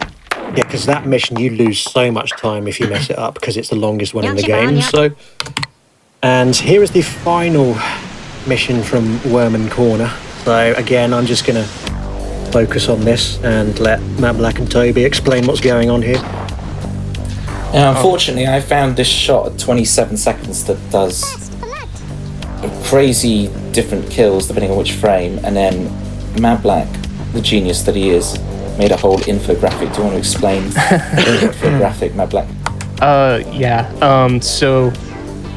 see. So yeah, Toby found there's this crazy multi-kill we can get just by doing an Uzi right at the right time. We got it. And Ruffle got it. Oh my gosh, nice. Which one did you get? You got the big diamond Big route. diamond, yeah. Big diamond. So basically we look at one of the girders that gets damaged by the flames, and that lets us know which frame we actually got the Uzi on, and from there we're able to figure out, okay, what do we have to do in response to that, because the worms will be in different configurations based on what flame pattern happens, and we can actually just have a nice second turn based on which outcome we get in our first turn. I didn't get the optimum Uzi on the two worms down here, so what I'm going to do now is a trick called a telecide, which basically, if you've got a worm with low health, if you teleport them higher than the full damage threshold, then they will basically just die when they fall onto the land, and nice little explosion there to kill Gambit off. And then also with Plopper here, for some reason, the enemy worms on these gun girders missions can't fire below a certain angle. So because of that, Plopper is pretty docile at this point. Sorry, I'll Toby. just skip go. Nice shot. That's copy it there. Yorkshire.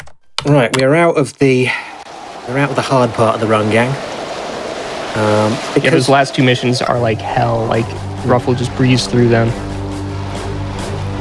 Because from now on, basically, what Team 17 kind of do with the missions is they do little things like, so here, this is a BNG mission, and you're about to see they're going to use a grenade on this first turn, and the explosion is pretty darn big.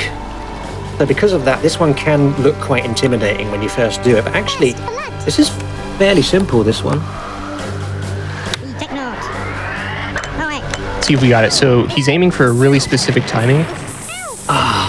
Didn't quite get it. So very occasionally, there's like a frame perfect timing you can get on that grenade where one of those worms will actually land next to Flossie, and because they take a fatal amount of damage, they will knock Flossie in as well.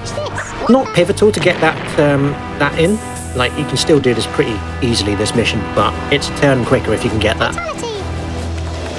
Take note. And just a grenade over here to get a triple kill, like so. That's copy it there. This was certainly the level that stumped me as a kid, and I could not get past it. So it's very satisfying to see it destroyed now. It was the previous. Nice. It was the previous one that stumped me actually. The last gun girders one. I just saw that. I saw the enemies with 50 HP and mine with 1, and I just gave I'll up. get these.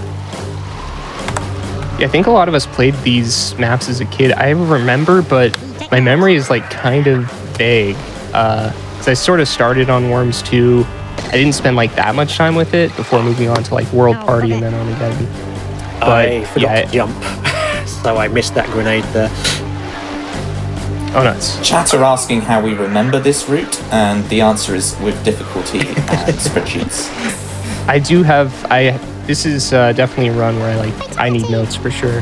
Oh. Oh. Okay, right. I reckon we can YOLO this.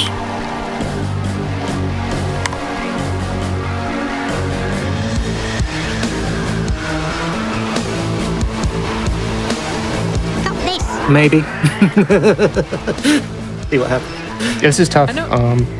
There we go. I just want to Nicely pop done. Oh, in yes, quiet very the well whole done. run. But I just want to say, Chad has been loving this the whole way. I've been letting y'all like do your commentary. You've been incredible so far. But I just want to take the moment to hop in and say, this is heckin' awesome. I'm really looking forward to Armageddon after this too. Oh. Oh, that's great. Thank you so much. Thank you. Thank you very much.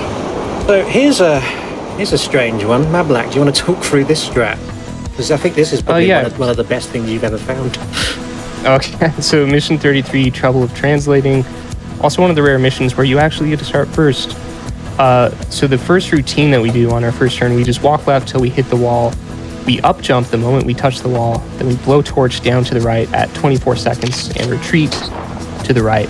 So what this does is it makes this worm here fire a couple shotgun shots and then stand in a very specific spot, which is going to allow us to pull off a quad kill featuring the old lady. And it also, that first turn also is going to manipulate the third turn, which we'll see in a minute. And those shotgun craters both are useful because they're useful for resetting your pixel position.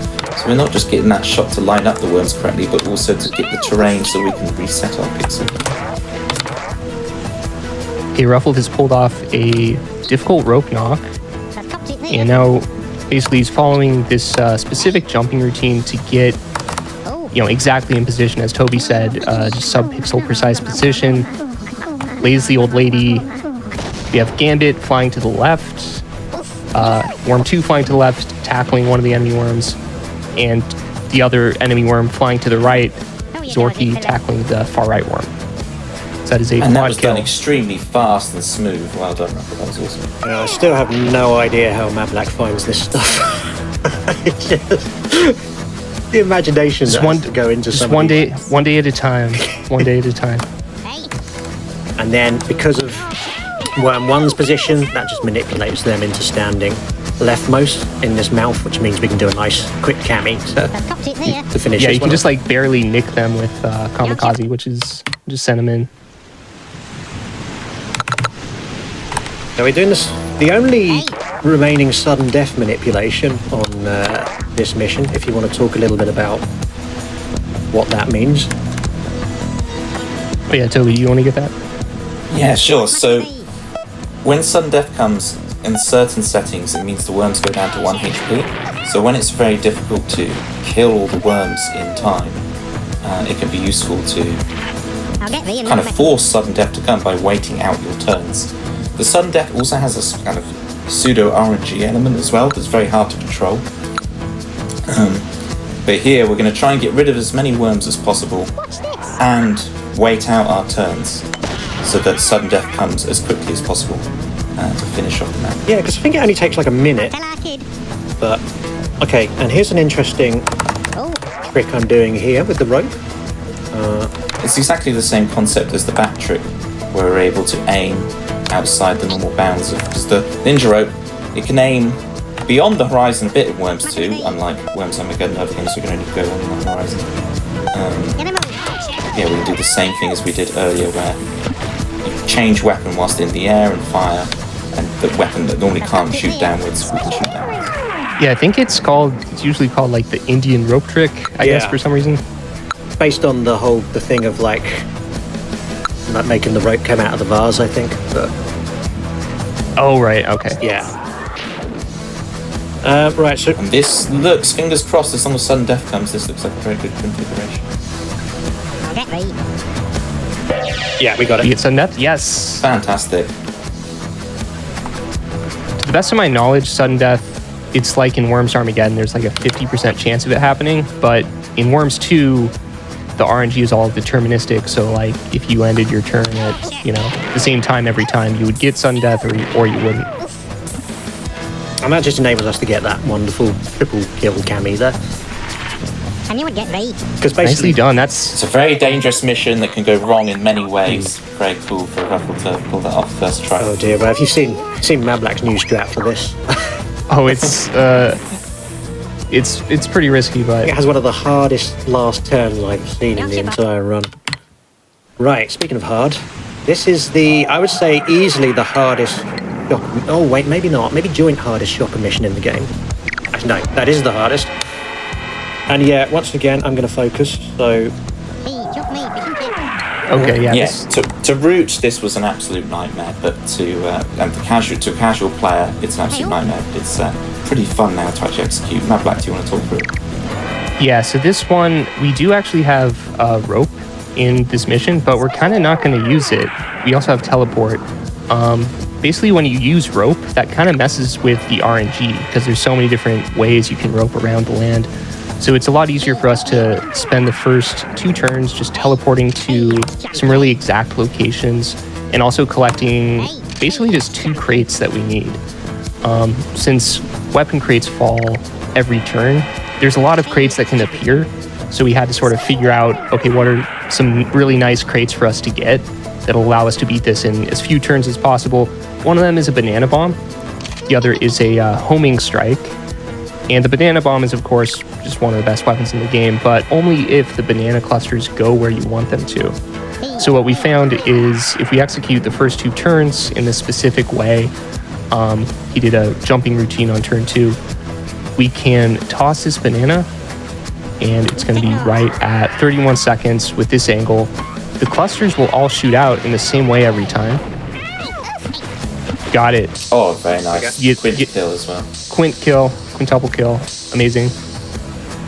I'll get thee in no mess. And that's not going to happen every single time, just due to the flame luck. If you get it on the wrong frame, one of the worms might live, but it's pretty reliable. And yeah, that one was quite difficult to find. Hey, that's champion. Yeah, So next we're going to see this weapon, the homing airstrike, which is a Worms 2 exclusive along with the homing cluster bomb. Hey, oh. Which is really nice that this weapon gets an outing in the games. It's something unique to Worms 2. 3, 4, 5. You can hear Ruffle counting here.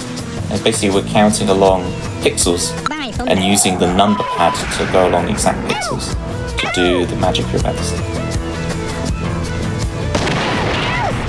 Yeah, so the way that works is that the homing airstrike there, the missiles from it, they basically only have a certain time that they will home at the cursor. And so because of that, what happened was, because most of them missed any terrain, they just kept on flying around the cursor until the homing time ran out. And then they always fly off in that configuration. Yeah, and if Otis had just stayed where he was and not teleported, which he probably does, like, I don't know, half the time, we would have gotten a triple kill. So sometimes Otis will teleport, and there's only so much we can do about that. But usually we'll be able to finish him off in like one turn after that. It is a bit scary though, because at this point you have to collect crates, and this is one of the few missions where the crates are booby trapped. There's a chance that one of them could explode if you collect them. Yeah, that's what makes this mission like really foul compared to a lot of the other shopper missions, and that's why I did the movements like very specifically at the beginning, because like if you're even like a split second off of some of that, you can end up getting a booby trap. Let's back to square one. Not really sure what to do with Otis here because of his position, so I'm just throwing a dynamite. I like that. Yeah, that worked. That worked all right. I'll take that. Nicely done. So that was probably the penultimate run killer. That mission, I'd say. Like, there's one more particularly nasty one coming up, but the rest of this is kind of like fine, I would say. What Team 17 kind of did is they've done a lot of missions in the late game with like big open spaces or sudden death, like before the mission starts, which means you get like 1 health. And they do that to try and scare you, but actually for speedrunning, that makes a lot of these much easier than what we've done before. Just because everything you need is like right there available. This level, indicative, a lot of the levels in the late game are more reliant on rope tech than any kind of RNG manipulation. So there's going to be a lot of very skillful roping. Yeah, I'm just going to line up a shotgun here. I'm doing that using this the terrain here, and then just jumping back and firing it there so that Stavros goes over the oil drum, just because that shot is quite specific. So if you don't get it at that angle, then Stavros will just land next to the oil drum. And then here we've got a couple of worms on the left who, as you can see, are in a particularly rope knockable position, but a suicidal one, so I'm going to need to do that during the retreat time on this turn rather than at the beginning. So just dropping a dynamite there, and then the dynamite just knocks these 3 into the water whilst the other 2 go in at the same time. Yeah, that slope's quite lenient, so you don't actually have to hit them that hard. You just have to knock the worm gently into that slope and you'll knock them down. The tricky bit is laying that dynamite in a place that will definitely get them free from the water, which that was expertly did. Yeah, optimal for sure. He got it in 2 turns, which is, as far as we know, the best we can do. Here's the last sausage map mission. Yeah, sausages. And this is the easiest of the 3 by far, because like you get the 2 crates that you need for this easily straight away. Anytime that you have worms like lined up in a straight line, like at least for me, like my eyes light up because I'm like, okay, it's commie time. And again, as you can see, there was no terrain that we hit in between those 3 worms, so they all went, they all got the benefit. Nice. We got another long commie. Just keeps going until it hits land after the first like 450 pixels. And you might have missed it. Go on, Ruffles. Yeah, this is the only use of the mad cow in the entire run. It's unfortunate, but something Ruffle collected on the way. You can see it works slightly differently in this machine. Yeah, it has a surprisingly small explosion, but a really high trajectory. Right, next one is very intense. So, go ahead, gang. Go on, Matt Black. Oh, let's see. This one, so... Okay, so this mission, we've had a couple routes with it. So this current route, so we're doing 2 rope knocks, and then we're going to try and shotgun both of these worms. And luckily there's no spread on the shotgun in this mission, so like no crazy RNG. We can actually just aim in a straight line. And so what Ruffled's trying to do is line up his shotgun against the land. Call that using a terrain marker, just his red crosshair there. And if he has it right, he'll be able to hit Stavros from afar. Not quite. We can get it. This one's really tough though. Yeah, that's a nice one-turner if you can get it, but it's the angle is just quite hard to get, even with the sort of terrain marker. Luckily, even if we don't get it, it's just really easy to finish off that worm. Yeah. I'll tell our kid. Again, this is what I'm on about, like with the sort of design of these later missions, because you'll notice that, like, you know, we've got this big open space here, so there's nowhere really to hide. But that's great for us, you know, because it means we can get to the enemy worms easily. Yeah, it's like they tried to make it harder, but it kind of makes it easier for us. So from now on, every mission starts with sudden death kicking in straight away. So there's going to be a lot of missions now where all the worms have only 1 health, which is fantastic because it means we just need to breathe on them and they will die. Yeah. And this is a pretty new route that we got on this one, which actually makes this one of the easier gun girder missions in the game.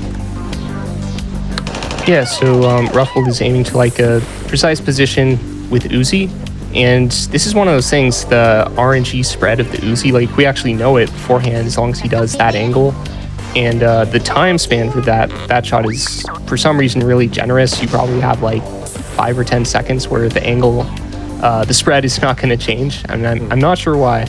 Yeah, it's definitely not infinite, but because I have done that before and it not happens. And also what you get there is a free kill. You get 2 free kills from the CPU on this, one on Hot Dog and one on Butch. And that's he just shoots his own worm. It's quite bizarre. And he looks like he's just aiming right at him. I think the infighting is starting to settle in, you know, in the green room with the CPU and this run. Oh yeah, they that would be pretty awesome if they just got progressively like more like angry at themselves. Didn't get the Stavros shot there because that one's quite hard to line up. But you'll notice, although those platforms look like they were directly above each other, they're actually slightly left aligned with the bottom one, which means you can just drop onto it and get a free kill on that one. Stavros is going to do a couple of shots here, nothing that I'm that worried about. And he's not gonna, like, the CPU does not like aiming down with shotgun and Uzi and stuff. I don't know why. So they didn't go for 1.5. Nice shot. There we go. Yeah, great shot. Yeah, I used the waves to line that shot up, actually. So, into some Rube Goldberg stuff. And actually, I'll tell you what, gang, because this has been fun so far. Should we talk a bit about the lore of this game? Because we've mentioned a couple of the titles throughout the run so far, and the missions don't really have titles. They have passwords, but we use those as the titles. But if you put all the passwords together, you get the lore of Worms 2. So in a moment, if you don't mind, I'm going to go through the entire lore just so you get to hear the story of Worms 2. In the meantime, though, just going to do this shot here. There we go, and 2, 1. Oh, and the shot was wrong. Oh, we got a limp mine. Yeah, So it does work on every second, but unfortunately 21 is the 1 second where it doesn't work on the second, I believe. If I remember. Oh, is it? Oh, okay, that's interesting. 21 I do on the last bit of the second. I know, Mavlek, you have a star used in 21? Yeah, I'm using a background debris timing. Is it alright? But what we're talking about here is the mine frame, so we didn't get the outcome we wanted there because we activated the mine on the wrong frame. It just depends on when the shot happens.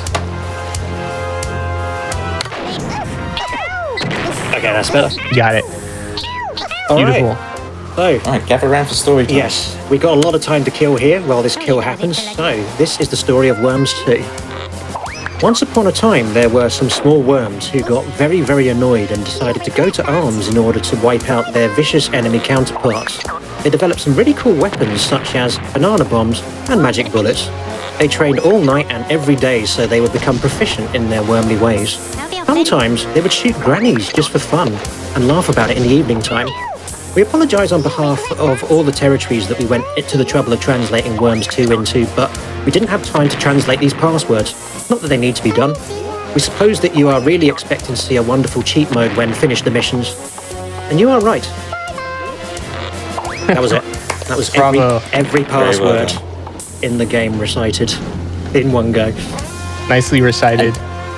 Including the bad grammar that's at the end. Yes. Was done perfectly. Very well done. I love that there's just like a typo in it, or like a missing word. It's like that's how desperate they were to get to the end. I know.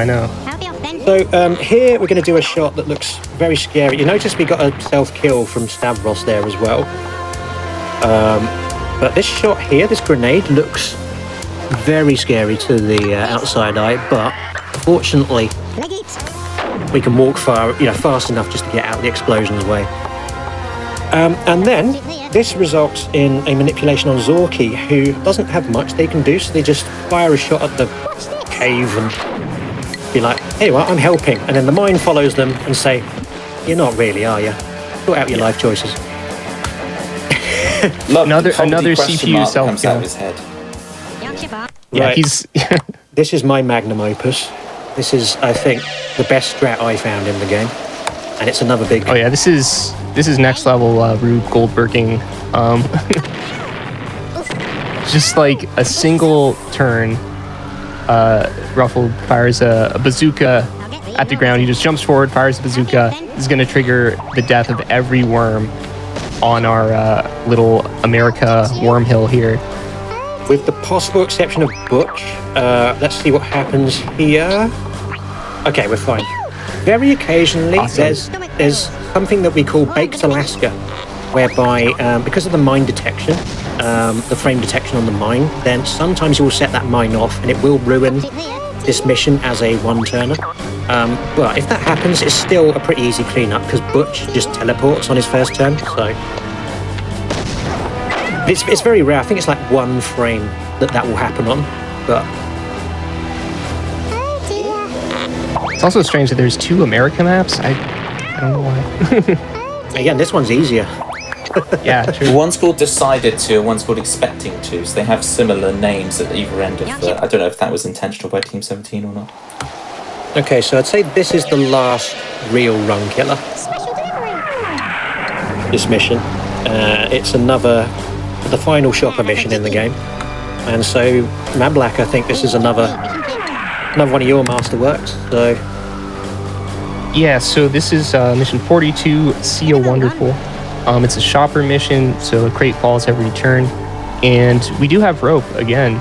We could rope around and collect crates if we wanted to, but it's actually going to turn out to be faster to do this. So Ruffled teleports straight into a mine, it knocks Plopper down, and basically it gets a pile going at the bottom. I forgot to instant buffer there, that's why I reset. Gotcha. So carry on. So yeah, we need to, before every turn, we have to like sort of hold space to make the crates drop instantly. That's part of the RNG here. And so we're kind of, since the water's rising, we're kind of aiming to get all the worms on top down to the bottom. But the tricky part is they also need to stay there. They really want to teleport away because they can actually sense the rising water level if he gets close enough. And basically the timing of when we do these, so he teleported right at 6 seconds there. And this is hard to get. It's pixel precise. You see he's having to like zoom in. So we're getting to the mine and then moving our cursor pixel by pixel, basically, to get to the right spot. And we'll have to do this for 2 turns. Just to reiterate, we don't actually have any weapons other than teleport and ninja rope. Right, so we could collect things by crates, but instead we're just going to use artful teleports into mines to move worms around. And also, did we mention that we're using the number pad? Yeah, so there's something we use a number of times in the run. There's a Windows like ease of access settings thing, you can use the numpad keys as your mouse. So like if you need to just move the cursor just a hair right, you can use like the 6 key on your numpad. I do hope you all still have numpads. You haven't, you know. I'm being let down by my number pad today. It keeps on. Oh no. It keeps on like doing 2 pixels at once rather than 1. Oh what? Wait. Yeah. And that might be my fault because I suggested to you many moons ago to put all of the settings on max speed because we used to just use it for teleslides. Oh, okay. But now we use it for this. Shoot. Maybe those max speeds are causing multiple pixel moves, but that might not be the case. That might be it actually, yeah. But at present, chat, we don't know if it's Toby's fault or not, so go easy. You know? Lower the pitchforks. I don't mind taking the blame. It's fine. Well, yeah, you're not in the next run, so we can talk about you there afterwards once you've Oh, got. fantastic. Okay, so you got the Yeah, first I'm a mine. Worms 2 specialist. If you want to get into this game, I strongly recommend you start with Worms Armageddon, learn the mechanics. I just went straight into Worms 2 because I love this game a lot. Here we go. That's what we're Boom. going to Very nice. Nicely done. So teleporting into that mine triggers a chain reaction and gets a 4 kill. Your worm just plows into like 3 worms, and the mine also hits a nearby worm. And based on his timing, Zorky stays down there. He doesn't teleport, which is nice. At this point, we have like no weapons. So we are doing this purely by sending our worms into mines and also rope knocking. We're just getting them into that drowning threshold, getting them low enough on the map. Okay, got the knock. And no teleport on Flossie No Island, teleport. which is good. All right. So yeah, this is like an ideal situation. At this point, all he has to do is knock Flossie to the left. Oh, a little more. What's the matter with thee? And he can just skip go. Water's gonna get the remaining worms. Skip go, one of the most powerful weapons in the game. I know. Sometimes the best thing is to do nothing. Yorkshire born, Yorkshire. Yeah, so Bravo, no weapons needed in that entire mission. And this is another one where the water's rising pretty quickly. So it's another one where we're going to let the drowning threshold do a fair amount of the work. But this is a Holy Ming scheme rather than Chopper. Although saying that, there's no Holy or Ming in it anymore. But we do get lots of dynamite, which is going to form the foundation of this strat. Hey, oh. Okay, let's see. So, yeah, Ruffled is teleporting to a specific spot on that worm's head. And if he has it right, Stavros is gonna just fire straight up, just walk right. So that worm's gonna be in the drowning threshold in just a few turns. And worm 2 is literally just trapped. So our former strategy was to just sort of dynamite out there, but we sort of found recently it's better to just teleport.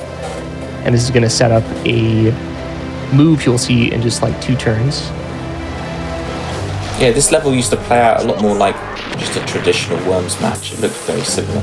But now we finally found a way to actually control the deterministic values and get a good outcome, which is fantastic. Yeah, we managed to 5D chess this one. So here we are. I'm doing a dynamite on here, which I think should... There we go. Yeah, so Nice. that just gets Flossie down from the rafters as well. And our worm goes in, but that's fine. We don't need him anymore. And then it's Zorky's turn now, I believe. So Zorky's just going to fire a waste bazooka at the, I think at the missiles above Worm 2. And then again, just a fairly simple dynamite placement that we're going to have here. Oh, you dozy bugger. We'll wait for the mine to go down there. Hey. And then just a couple of jumps to get into position. And as you see now, everyone's pretty much within the drowning threshold, and it's Butch's turn now. And Everyone's in the party except Butch. Yeah, come on, Ian, Butch. Get in there. you're late. And Join the party. there we are, his cab arrived. So All right. he's joined. Oh, where's my rope? There we are. So now, because I need to get out of the party because it's going on a bit long, this party. So I'm just going to hide up here, leave it present, and everyone just goes into the water straight away. Love to see it. Fantastic. I knew I'd get beat. Okay, so the penultimate mission here, Yorkshire bar. it's this map again, question mark one. But again, it's a, even though it looks scary, this is actually significantly easier than the first question mark mission, because this one is a BNG mission and everyone's got 1 HP. Now, the tech on the first turn is quite interesting.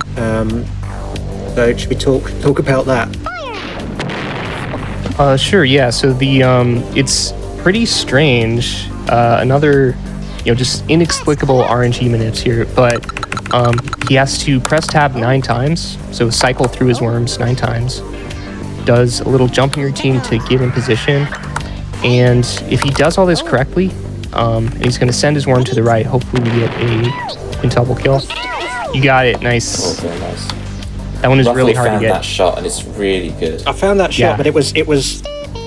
We couldn't really figure out for a while how to actually use it in the run, just because it's really Stavros is an incredibly difficult worm to kill on this. But by doing the 9 tabs at the beginning, by cycling through our worms 3 times, we actually manipulate Stavros into getting a self-kill. So he fires that bazooka at worm 3, but the bazooka hits him as well. And of course, because he's only got 1 HP, then he's gone. It's really strange. There's another route too where you can do like 42 tabs. Yeah. I pursued that for a little while until I realized I can't count. No, I tried it once and I was Meaning kind of of like, life. I gave up. Yeah. And then this is another AI manipulation here. You'd think Flossie would take the turn here with that teleport. Instead, Gambit does. And again, manages to hit himself, but not me. He's trying to like just nick you, but he just like nicks himself. Hey. And need to make sure we don't mess up the last shot. There we go. And the next mission, I guess we should let Toby explain this one, because this is his crowning moment, I would say. Yeah, my magnum opus. Although blink and you'll miss it, so watch the screen. It's the last we get mission, first by the way.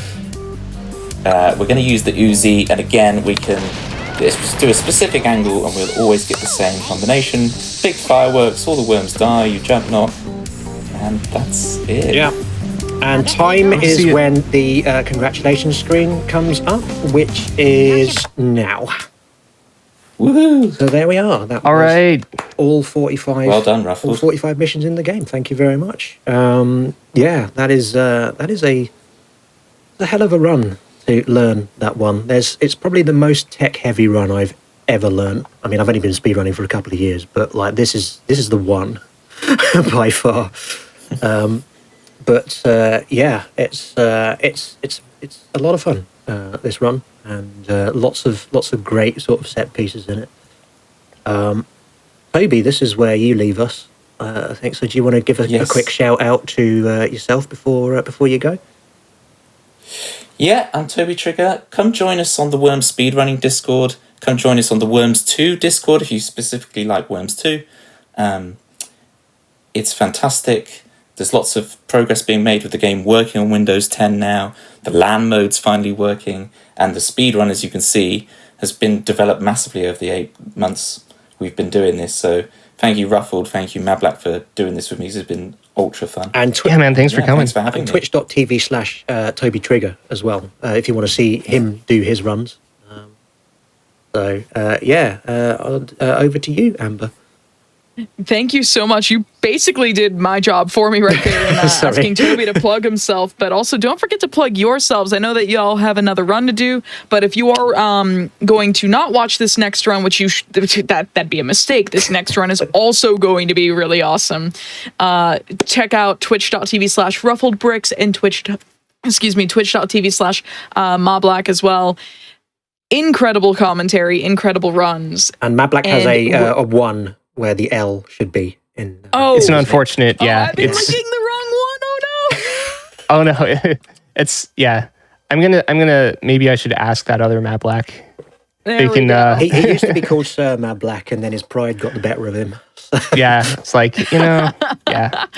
It's too much. Let me also make sure I fix that in the overlay. But yeah, no, thank you for letting me know that I was doing it wrong. But no, would not be the first time. But seriously, y'all need to stick around because we have even more awesome runs even more awesome Worms stuff coming up with Worms Armageddon. So if you haven't seen that speedrun before, and many of you have not seen Worms speedrun period, we've got more for you. And just a reminder that if you are interested in watching us on YouTube, or if you're watching us on YouTube right now, you should go to twitch.tv/gamesdonequick if you're interested in seeing our live content.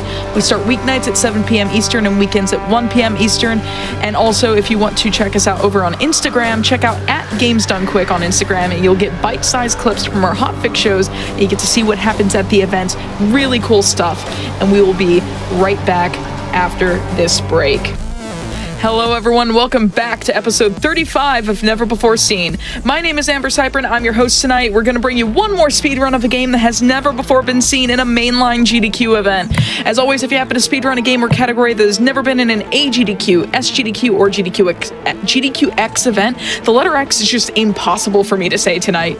If you'd like to submit your runs to the show, type !NBS into the chat to find the link to be able to send me your runs. I would love to have you. We are continuing the awesome Worms series runs with Ruffled Bricks here. It's going to be Ruffled Bricks with Moblack on commentary for Worms Armageddon. Take it away, you two. Thank you so much, Amber. And yes, as I say, this is Worms Armageddon, and this is the kind of the sequel to Worms 2. It's on the same basic engine, but it's a kind of like a more tweaked, honed version of the game. So because of that, like what that means is that like some of the physics in it are slightly just a bit better managed than they are in Worms 2. And we're going to be doing a all missions any percent run of this game, which basically entails completing all 33 of the missions in the game in one go. With any medal that we like, because in this one you actually get medals for your performance in the game based on how many attempts you take at the missions, and that's going to basically enable us to do a few neat little manipulations as we go along. What we have to do first, though, is we have to do basic training, which is 9 quick modules where we do basically just target practice, because the game will not let us do the missions beforehand. So I'm going to focus on basic training, and Mad Black will help talk you through that as we start in 3, 2, 1, go. Okay, so we have basic training, and basically for a lot of these we're just hitting targets using some different weapons. We start off with the grenade, and the grenade has a fuse. You can set it to 1, 2, 3, 4, or 5 seconds. And now you see Ruffled, just like the Terminator here, just taking out these targets. They land in predefined spots every time for shotgun. So you can get this really nice routine going, and he just like nails them all. So that's our shotgun training. And next we have bazooka training. And bazooka, basically the only weapons, well, one of the few weapons, along with airstrikes that, napalm strikes and stuff, they're affected by the wind. We have a little wind bar in the lower right. And now we're on to the ninja rope. If you just saw our Worms 2 run, it needs no explanation, but the ninja rope is absolutely one of the best things in the Worms franchise. Just has to rope across, collect a back crate, and hit the target. And then we're on to grenade training 2, getting a little bit harder. It's sort of like the same 2 targets as before, and a third further one out. And one thing we can do is sort of remember roughly the angles that we're aiming at for those ones, and the power that we're using. So next little piece of training, just fire punch. So the game is just kind of showing you that you can fire punch in midair. Just hit a couple targets and we're good. And we're on to rope training 2. Another crucial thing. you probably already know this, but you can lay weapons from rope. Just lay dynamite there to destroy that target. It's so weird doing marathon commentary for this right after we've done all of this in Worms 2, isn't it? Like, it is, yeah. We've sort of, all this stuff has already been explained. Okay, so we have... We could talk about fade skip, actually, because we didn't talk about cheer skip in Worms 2, and I guess... Yeah, there's so much to cover, we forgot. Right, this happens in Worms 2 as well, but in Worms Armageddon, so when the screen goes black at the end of either training or a mission, it starts to just fade out. We can actually press Alt F4 right there, end the mission early, and the game still gives it to you. It's just like, oh, they must have quit a little bit early. Let's still say that they won the mission. So here's our first mission. This is called Pumpkin Problems. The missions in this game are more task-based than in Worms 2. So in this one, the task is to collect this crate in the bottom right-hand corner.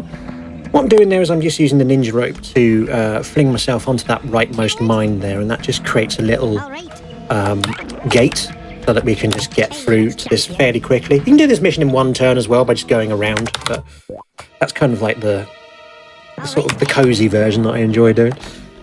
This mission is called Operation Market Garden, and this is where the pixel perfect strats start in this particular run. So we're using that 2-second grenade there to pile the 3 worms there so that we can do damage on all of them in one go. And unlike Worms 2, this game actually has RNG, like proper RNG.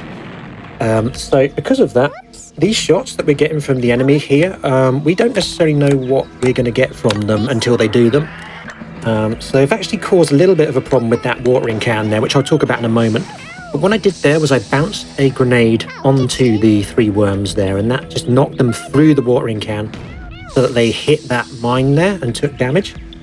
Because of the mines, they still detect every 10 frames like they did in Worms 2, so because of that, you can't guarantee what the outcome's going to be on that. Sometimes you get 3 kills. On this occasion we got 2, which is still fine, but it means we might have to do an extra turn on this mission to clean things up. Yeah, it's definitely possible to get a triple kill there, but it totally depends on the mine and what frame the worm gets close to the mine at, like what frame the mine activates on. So there's sort of like 10 possibilities, I think. So this is a very awkward configuration that we've got here. I think this is going to be 6 turns, actually, just because a lot of the stuff I want to use has been blown up. So yeah, this is an unusually evil... this is definitely one... Even though it's just the second mission, it's in some ways it's the most annoying one because there's a lot of possible things that the computer can do. It's the most complicated one to learn, I would say, just because you've got that as well. A lot of routes. So many backup angles that you need to learn for this one. But a good luxury we have, which we couldn't do in Worms 2, is I can actually show you the arsenal of each mission in this one, because you can open the weapons menu outside of your turn, which you couldn't do in Worms 2, which is why I didn't show it. So I'll try and do that as much as I can, just to ensure that you'll get to see what weapons we're working with. So here I'm coming out of my comfortable positions here, just because of the outcome has been so kind of like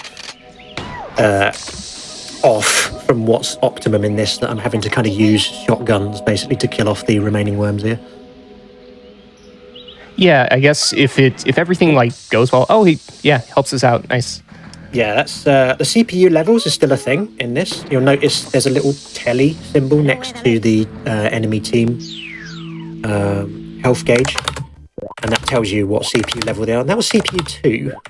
So, right, I just reset that mission 4 times. Mad Black, do you want to explain why I did that? Yeah, so the game sort of takes pity on the player. If you try a mission a certain number of times, they'll start throwing out more crates for you. And so if we reset the mission, started on the 5th attempt, then we'll get this 3rd crate, that one that just landed on Worm 2's head there. And we're actually going to use that for one of our attacks. So Ruffled's lining up a bat shot.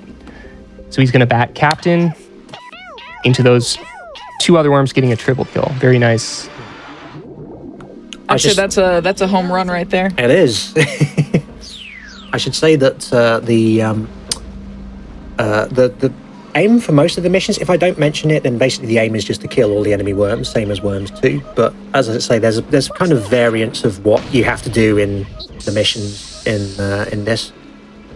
Typically either a collect the crate kind of mission where you have to collect a special crate, or a kill 'em all mission. So this is a kill 'em all. Yeah. And because of these spare crates, we actually get a spare baseball bat in this one, which I'm using to kill Grenadier off. Now this move here is a good example of the RNG in Worms Armageddon. So Field Soldier here, we want him to walk all the way across this book to get to the right-hand Field Soldier. I've got a feeling that might not happen, but we'll see. Okay, so he's gone up to the top, that's good. Now we want him to use a shotgun on Worm 5. If he uses that, we're good. However, it's going to be a bazooka, so he's not going to move all the way across like I'd want him to. Still relatively close, but not quite close enough to make the next turn a shoe-in. Now, you notice... Yeah, so... Yeah, go on. This next turn may or may not work just based on where that Field Soldier moved. The ideal situation is for him to just keep on walking right and pile himself with that other worm. Yeah, Ruffled is having to do some delicate roping to collect a double damage crate and then also launch an airstrike. Let's see what we got. Okay, so neither close. killed, but they're both pretty weak. Although we don't have a shotgun in this mission, I always forget that until we get to this situation. So because of that, I'm going to have to do some tactical Uziing. Uzi seems like a nice choice. Yeah. There's a napalm strike crate that you can get in this, but in this particular route that I use it, okay, that actually helps. All right. Okay. Quite a lot that crate dropped there. I forgot about that, but I think we don't need to necessarily go all the way now. Yeah, there we go. That should be fine. Yeah, your route's a little bit different, Mad Black, isn't it? You tend to manipulate the Grenadier at the beginning so that he shoots the left. Yeah, right. Yeah, it's about the same in that we don't really know if that worm's going to walk to the right or not. It's sort of 50-50. Okay, this is a short one. This is called Cool as Ice. The object is to kill off this enemy worm who is threatening to blow up the South Pole. I'll get thee, no messing. So we need to basically just kill him so that it will go via natural causes instead. All right. Now, I use the Uzi there to blow those crates up above the guard. And sometimes you get a one-shot on that, sometimes you don't. So instead, what I did was, we had a second turn there. I just jetpacked across. I got another crate that contained a flamethrower. I used that on them. And I hit myself with the flamethrower as well, just because flamethrower goes on for 5 seconds if you leave it to just run on. So this speeds things up a bit. Yes, champion. This is a notorious mission. Okay, we have Do the Locomotion, Mission 5. Team 17 really bringing their pun game for most of these. So he collects Fire Punch crate, so he Fire Punches straight up, and basically he makes a little nub that he can stand on, and this is going to be his way to get up. But he's not going to go the traditional way of using a girder to get across this train. He's doing a bungee fling. Doesn't quite get it. This is a really hard fling to get, so our goal is to get to the special crate that's on the very right side of the map. So to do that, first we have to fling ourselves over this train here. And this fling is just really tough to get. It used to be of harder ways as that it well. can go. Used to be harder, yeah. We found a way to make it a little bit easier No messing. doing this Fire Punch method. I had sort of a break from doing this run for a while, and I tell you, you can't have a break from this because of this strat. You have to live it. Bungee was not intended. I think I'm going to do girder for this one because my It's- bungee I game mean, is not on. Unless you are, just playing this map over and over, it's really tough to get the fling. Hey, yes, champion. And bungee was not intended to be used to fling your worms upwards. It's mostly intended to be just a way to drop down. So the physics on it are quite absurd. I'll get thee, no messing. I'll do one more try, and then we'll And Sure, if we don't get it, then just watch my ESA run from this week where I got it first time. Yeah, this looks really, really finicky to pull off. Champion. Especially if you don't get the momentum first time. Ooh, come on.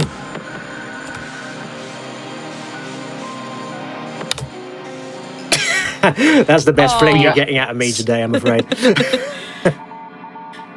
Yeah, no worries. Like, and yeah, Ruffled has gotten his first try in like a number of live events. It's super, super hard. It's also extremely, would I say early or late for you at this point? This is, we're at 5:39 a.m. I was up at 3 a.m. to start this off. So, Right. yeah, There is that. This is outside my comfort zone. But no, I really appreciate you being on the show, because it's very hard for me to get folks from the UK or from other parts of the world on the show because of how late my time slot is. But thank you for being here, because these runs have been really awesome. Yeah, no worries. Thanks for having me. Right, okay, so here is the basic sort of easy version of this. Like, there's a girder there. You can use that. If I'm honest, you don't lose that much time from doing it this way. It's just not as swag as the bungee strap. Yeah. And and also it's just the bungee is quicker, but like, yeah, this is like, if you're new to running this and you find the bungee too intimidating, this is a perfectly viable strap for getting a decent pace run. Yeah, I mean, like, you kind of, I would say you lose like 10 or 15 seconds, which is not that much in the grand scheme of things. Yeah. And it's just collect the crate, by the way. I don't know if we mentioned, but it's the crate in the bottom right-hand corner that we're trying to get here. So we'll grab this jetpack, and I'm using skip go on this turn as well, just because once we grab the jetpack, it just gets us to the menu just ever so slightly quicker. Okay, we have another. This one is also, it used to be tougher. It's still tough. Sand in your eye. And on this mission, it sort of falsely advertises itself as like, secure this location, then collect the crate. It's not a collect the crate mission. It's just kill them all. So Ruffled is roping to the left, setting off a mine that sets off another mine. In a chain reaction, kills the worm on the far left side of the map. And he also piles those two worms with Zook to set up for the next turn. This is the first mission actually in Worms Armageddon where you can select worm in it. And actually, very few missions in Worms Armageddon where you can do that. Most of the time you have to go through them in sequence. But it very much helps on this one. Speeds things up a lot for sure. So the new next thing he's going to try is a bow. And bow is one of the few weapons the only weapon aside from shotgun where you get two shots. So the first worm he's sending to the right. That shot's a little harder than it looks because the mine does slow the worm down. The first new weapon as well, actually, that you didn't get to see that wasn't in Worms 2, actually. So. True. Then this is a little tough one to line up. So what we do there is, with the second longbow shot there, we just shoot the mine onto the sentries there, and it blows them into the first aid crate there. One of them takes enough damage from the initial shot that they die, and then the grave damage kills off the second sentry. Nicely done. By blowing up the first aid crate next to it. And you notice, actually, the game, compared to Worms 2, these do feel more like quote-unquote missions because you get these little messages from base in between each turn. So here's the one rope knock of the run, and do you want to explain why we don't do many in this particular run, Mablack? Rope knocks are a bit of a pain in the missions here.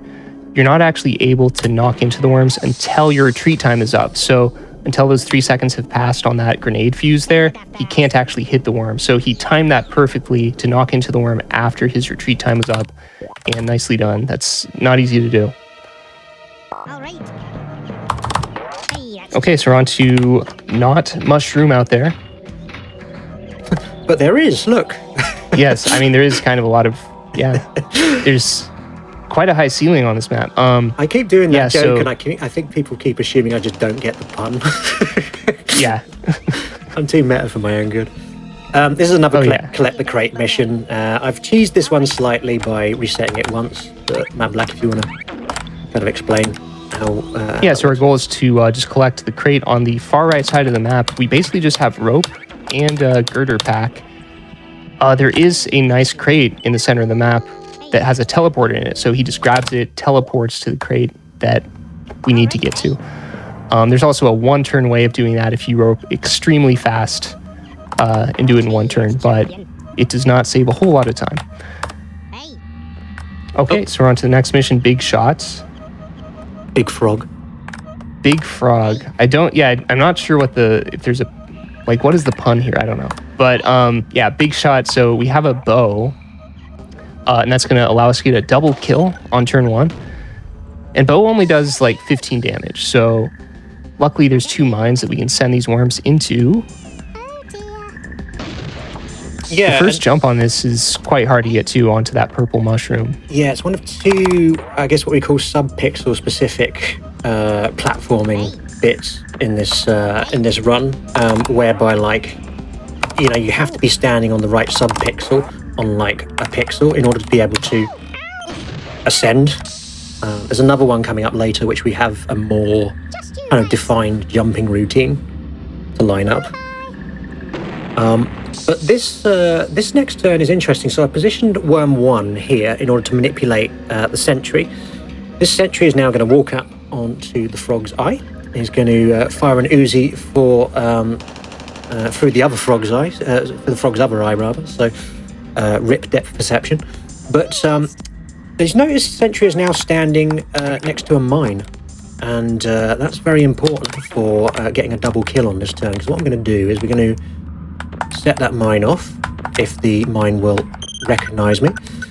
There we go, there it is. And that knocks him next to this mine, so we're going to set that one off as well. The combined damage there will be over 40, but it's not going to get counted up until we actually finish the turn. So what I'm going to do now is just rope across to this crate over here, which contains an old woman, and release the old woman so that she can nag the guard's ear off. And, that is a series of sentences I never expected to hear tonight, by the way. Oh, really? Yep. I use them every day, you know? It's just general ruffled bricks vernacular, that is. Yeah, old ladies exploding is just the norm for us. Yeah, they don't like their lives in this game. Right. Some people might remember this being an extremely annoying mission, the Eiffel Tower mission, water surprise. Yeah. But what Ruffled is doing here is essentially clearing these mines with bow first. And he does something really awesome here. So shoots this mine, shoots it in a way that he knows it will detonate on his worms, but not kill them. Yeah, that was Psychotropic who found that strat. So shout out to him. And then, the aim of this mission, do you want to just quickly talk through that? Yeah, the idea is we want to... there's an enemy worm who believes himself to be untouchable, who's just below the Eiffel Tower there. And we're going to go to the top of the Eiffel Tower, grab a super sheep crate, aqua sheep actually, and try to kill this worm. We're not going to do it in quite the way that's expected, which would be to fly the aqua sheep underneath the water and kill him. There's a slightly better way. So Ruffled placed just one girder to be able to scale up this thing. It really looks like you need like a few girders to like scale this since it's practically vertical, but there's a way to just use one, backflip your way up. And so he has the crate, aqua sheep straight up, just tap space twice, and it kills the worm through the land. Yeah, you just deactivate the sheep's flight and it falls straight down. Much faster way than flying it all the way around underwater.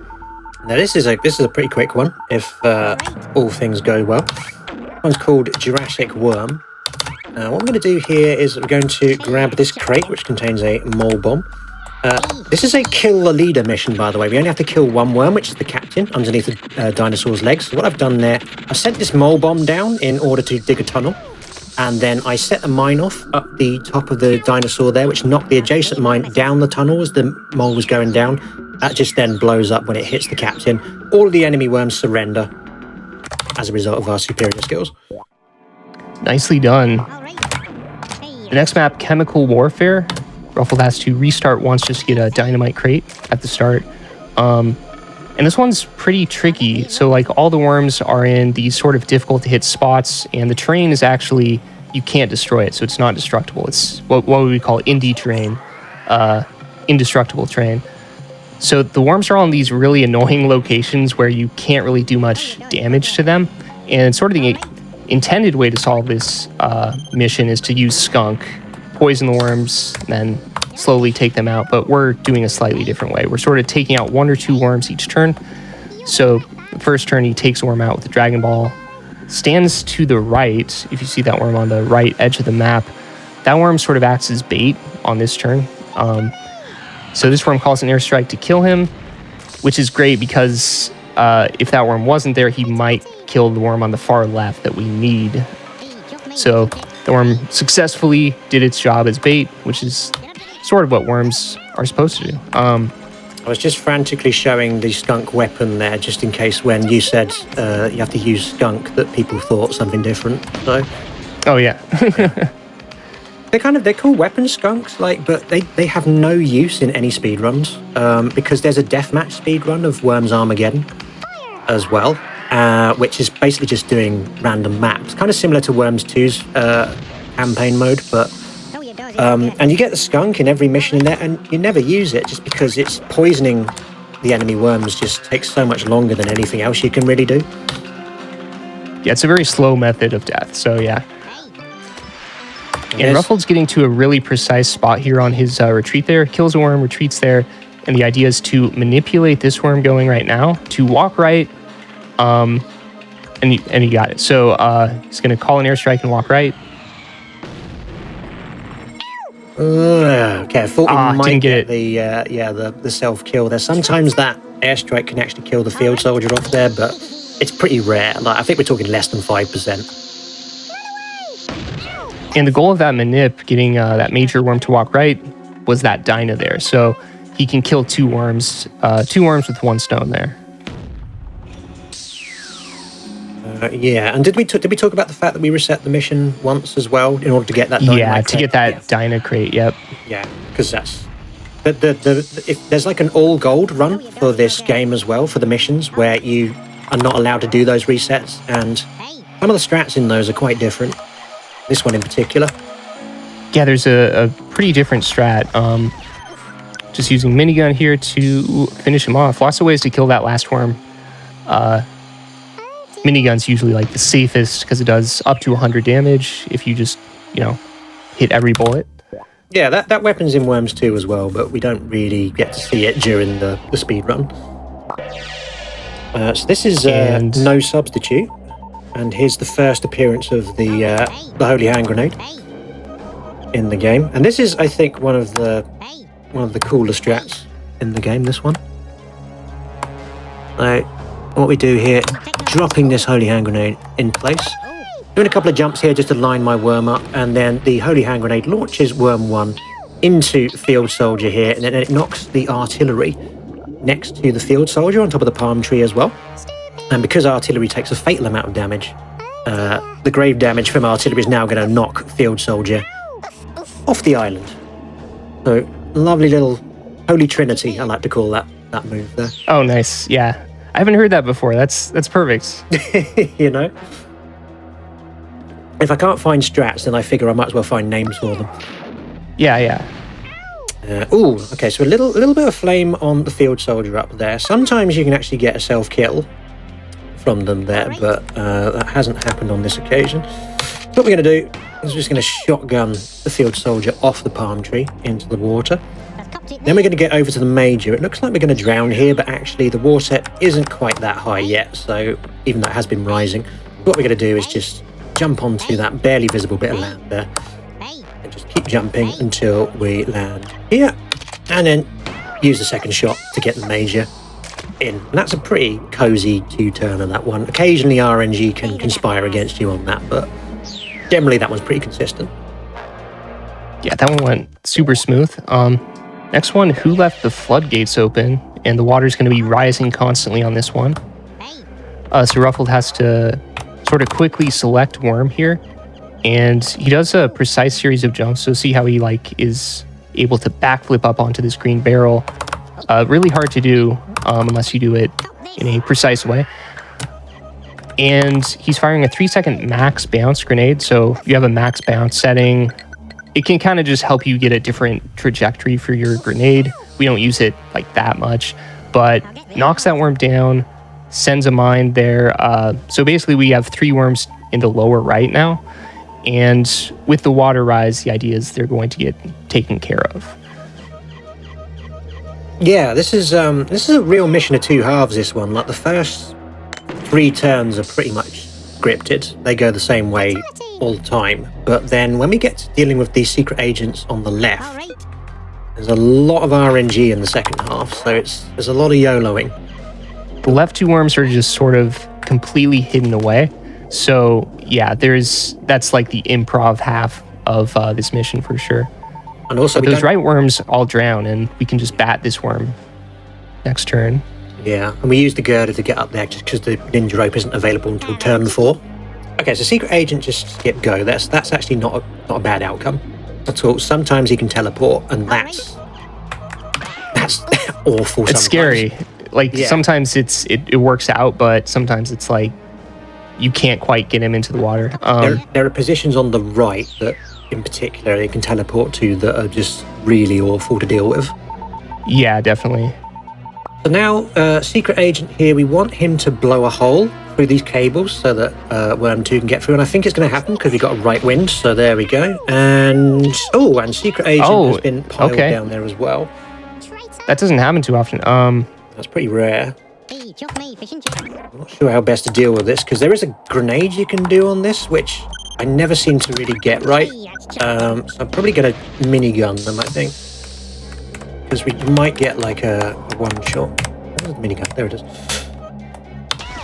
Let's see if we can get it. Because they're right up against the wall there, so they should take a decent amount of damage. Okay, secret agent is still smiling, so he's not got less than 30. Just you wait. Yeah, okay. We did kill one of them, close. but not the other. Really close. This is where it starts getting a little bit scary here, because secret agent could teleport here. I don't think he's quite within the drowning threshold, but no, okay, he's fine. Interesting move. Self-hit.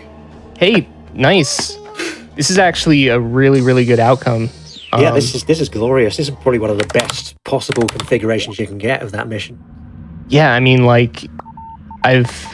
that's like half a turn faster than like pretty much any run. So next one we have Super Sheep to the rescue. And Ruffled resets the mission one time just to get a slightly nicer crate. He just has to fly a Super Sheep through this little cavernous area to collect a crate, which has a fire punch, which he can then use to punch the guard in front of him. Yeah, this is... When this game first came out, actually, you could tease this mission by just blowing the Super Sheep up right where you stood, because the game didn't really care if your worm survived, it just cared if your guard died. That is a dynamic that we are going to be exploiting in many other missions, but it's actually been patched out of that particular mission, so you cannot cheese that mission anymore. You absolutely have to be able to get the fire punch. It's been de-cheesed. Now here's probably, I would say, one of the most swag moves in the entire game. Especially this mission is hot stuff. I'll get the enormous in. And so we have a double damage crate that Ruffle collects, and so basically he backflips into that worm in order to reset his sub-pixel position and get it really precise, just where he's laying this holy hand grenade. Lays it at a precise location. It's actually the quarter pixel position that we're resetting there, because you need that to make this 100% successful. If you don't do that, then this strat is only 52% successful. But yeah, basically, as you can see, we killed off bottom 2 field marshals with the holy hand grenade and the mine, and then our worm lands next to that top one, and the grave damage knocks them into the water. It's so nice. It used to be a much harder mission to do, and we wouldn't be sure if it'd be like 2 turns or 3 turns, but now it's like a consistent 1 turner. Yeah. Okay, we have trouble on Mount Wormore now. Jesus. And yeah, Ruffled has to do some tricky roping between these mines, but this is also a 1 turner. He just has to kill the general in the lower left. Yeah, it's another kill the leader mission, this one, and I'd say this is probably the easiest kill the leader mission. Although that roping can be a little bit fiddly, but... And then it's followed by the 3rd and final kill the leader mission, which we're going to do 4 resets for, because that helps spawn a very useful crate. But yeah, this is Chateau Assassin. Go ahead, Mabla. Okay, yeah, nicely done. So mission 17, Chateau Assassin. This one is definitely one I think people will remember as being just like the Eiffel Tower one, super annoying, full of mines, but we actually don't have to go too far into the mine territory. So what Ruffled is doing here, so stacks his worms up to use them as like a worm footstool to jump up, and that part's definitely an intended part of the mission, doing that. Jumps to a precise location on the oil drum. So our goal is to kill, all we have to do is kill the far right general worm. And you might notice he's like next to a mine. It seems like it should be easy to do. We don't actually have any weapons with which to do that. The idea of this mission is like you're supposed to like find a way over there using girders, lay some girders, traverse all these chateaus. But we're gonna sort of cheese our way a little bit to killing general. Yeah, so... Luckily, we have some worm selects. Here we go. So this is the moment we've been waiting for. So we do a fire punch on worm 3, blowing up the oil drum there, and combined with the low grab, that launches worm 3 into the general. Sometimes you hit the mine there and knock the general in, but actually that's quicker to do it, where you miss the mine's frame detection.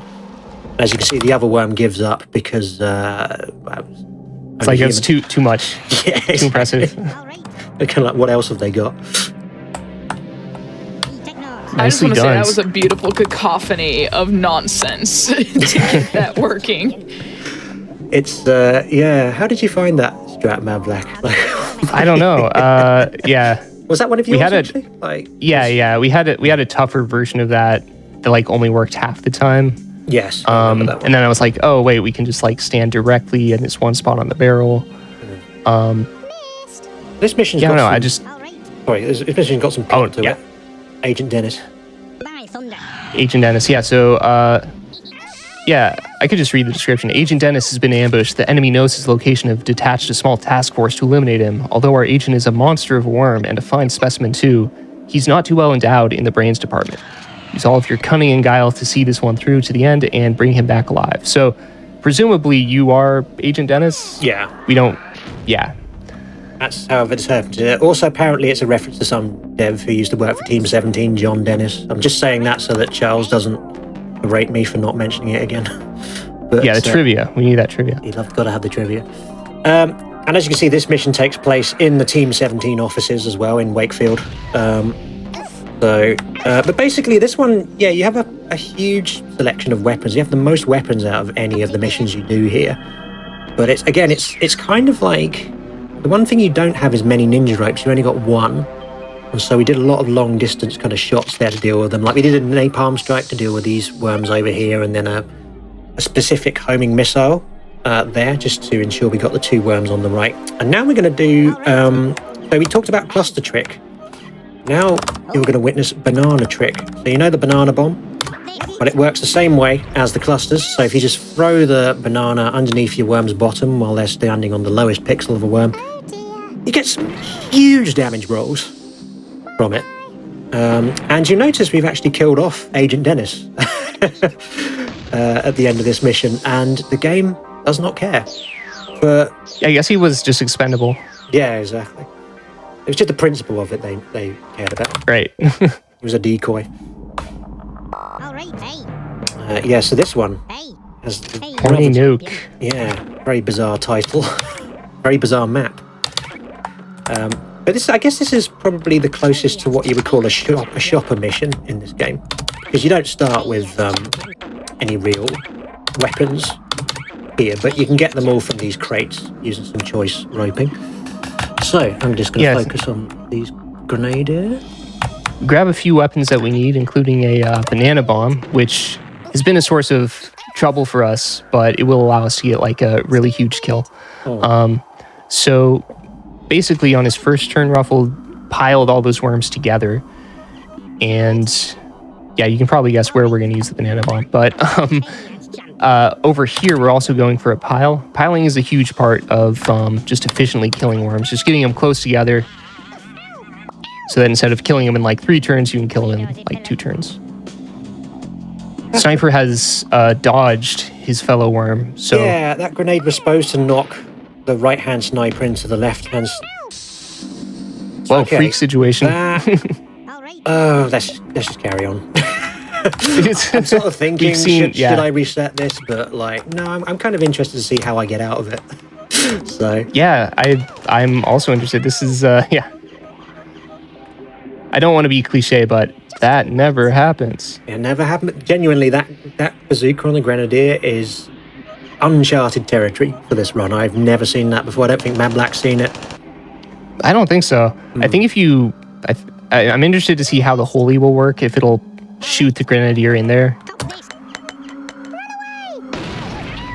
Yeah, it should get some damage from the Holy Grenade, because we're going to use the Holy Grenade on the artillery in the bottom left-hand corner. Shout out to artillery, by the way. That artillery is the single least useful worm in the entire run from the enemy team. He literally just skips go. Yeah, he has no weapons he can actually use. So, because the CPU are only programmed to use certain weapons from the selections in the game. So, right, hello Grenadier. Fancy seeing you here. Yeah. So yeah, we're going to throw the Holy over here next to this crate here.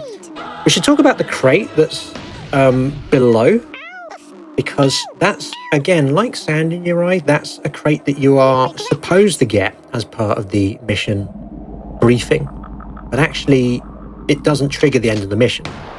Killing all the enemy worms does. However, there's clearly some importance to the crate, because if it blows up, then you fail the mission instantly. So that's why we threw the Holy Hand Grenade as high as we did there, to avoid that outcome, basically. I'll get you. Yeah, so that crate is a source of great consternation. Like, sometimes if you lay a banana bomb around there, one of the banana lits will destroy the crate, causing you to just lose the mission. It's very strange. And also, if you happen to destroy it on the very final turn, that's for some reason okay. Yeah, it just seems to be like, all right, you've earned it. Yeah, it's quite odd. Okay, so we dispatched the left-hand side, so now we just need to deal with global warming, watch the water level. I don't think we do have sudden death in this mission, do we? Because it's been a while since this has gone on for this long. I don't think either of us have played this like for more than like a handful of turns. So I mean, I think I forget if it ends when sudden death comes or not. But the crate contains a weapon called an Indian nuclear test, and what that does is it's like a nuclear bomb that makes the water rise quite heavily, and it poisons every worm on the playing field as well. But it's not really useful in this mission. Just because, like, everyone's too high up for it to really be that helpful. I'll be off then. But there was nice job. There was the banana trick at the end. So yeah, that mission went on slightly longer than it normally would, but hey ho. Still got it. Really weird situation. Right, rumble in the farmyard. Okay, mission 20. I feel like people might remember this mission too. The chicken is very distinctive, at least to me. First turn, Ruffle just does an instant bazooka. Knocks the mine into field soldier, creates a little, just a little crater that's going to be useful in a second. Yeah, so we're taking damage from one there. That's deliberate. That's all fine. All right. And now, god damn it! It's so difficult. Oh. Yeah, again. That is like the fling. I was being quiet because that takes a lot of concentration. No, don't be, just talk over it. It's less pressure. Okay. Oh yeah, I'm actually adding to the pressure, aren't I? Okay. Okay, so I'm resetting just because you only get 2 ropes in this mission, and it's kind of it's really annoying to try and do the rest of it with 1 rope if you don't get that fling. Okay, we got the shot that we needed. So 1 is damaged, which is good. We actually want that worm to be a little bit damaged. There we go. There's Nice. the fling. I did like Very an nice. extra little run up at it that time, just to make sure it was a decent angle. Those flings are so impressive. I'm not that. We used to have more flings in the run, actually, didn't we? And I think because usually my approach to these runs is just follow what Mablak's doing. And Mablak used to do flings in a couple of earlier missions, and then he took them out, I think, because he just decided it was... They were like hard in a way that's like not fun. Yeah. Yeah. Mount Wormmore, for example, used to have a fling in it, and now we do what we call the crawl method instead, which is much less swag, but much more consistent. Yeah, I've deflinged the run. Gone from fling to crawl. Okay, so this is an interesting shot here. So we're going to... Because our worm is now below 40, I think it's 43 health on this, then what we could do there is we did another little quarter pixel lining up there, and by jumping off that field soldier, then fired a bazooka into the ground to launch my worm and the field soldier through that hole we made in the garden fork, just so that then they both land with the field soldier on the marrow, and the grave damage kills them off. And then here is a cluster trick for this final turn, which we've set up by having Captain stand on Artillery's head. We did that by clipping into the worm as he got knocked down by the dynamite, and that just makes it easy so your worm doesn't have to take the damage, because it can be pretty scary if you have to be in the cluster trick as well. Nice one. I was expecting him to just like fly out to the left. That was Has happened almost before. happened. Yeah, we almost got I know. plop, but Oh man, to no avail. that was very smooth. So our next mission, we have Wooden Ambush, and the enemy worms are sort of hidden away in the brambles here. We got 2 that Ruffled is making his way to on jetpack, and he's able to like let a sheep go through that little gap, even though his worm can't fit through there. The sheep can. Knocks 2 of those worms, and basically we just detonate the sheep like right as it hits the ground. There can be a couple like different spots that the worms land in, but the next shot is hopefully going to kill both those 2 worms. Yeah, this is a hard one to kind of gauge. I think the spread of those 2 worms doesn't immediately fill me with confidence, but Yeah, they're yeah, we'll see. I'll try it from the left-hand drop on here, because sometimes that can be a bit more consistent. There we go, just dropping that in. I'm going to pop my worm into a position here as well, just in case. Yeah, as I thought. So that one... okay, yeah. Yeah, that one landed on the bank there. But I've moved worm 1 as far left as possible, which hopefully should manipulate field soldier into making a hole. The wind is, I think, pretty good for this shot. So there we go. All right, that's fine. So we can deal with them pretty well. Okay, so yeah, we can just finish off Field Soldier. And I guess the nice part about this is the 2 worms on the left side, they kind of do your digging for you. You don't have to dig to them. Yes. They will just shoot to the left, create an opening so that you can actually get to them. So yeah, just let the CPU dig its own hole. Also, the good thing is this, you've got a very generous supply of jetpacks in this mission as well, which makes mobility in this like really easy. Yeah, it's surprisingly forgiving. But here we are. We now And- are able to get in. So I'm just going to lay a grenade down here, and then just walk right, and the grenade will just blow my worm into the other 2 to knock them into What's they doing? the water. And speaking of grenade launches, this is the hardest mission, or one of the hardest strats in the entire run, so Mablak, take it away. Okay, Go bananas. This one, the idea is to lay a grenade, jump right as it explodes, get across the entire map, because we have to get to a crate at the far right side of the map past that banana. And the timing for this is pretty much frame perfect. Might have like a couple frames, but it's really hard to get the timing. It's basically just a felt timing, you know. It's like it's sort of sound based. It's sort of you just have to do it a whole bunch. Looking at it today. All right, we'll have some silence on the T here because I can hear the rhythm, I think.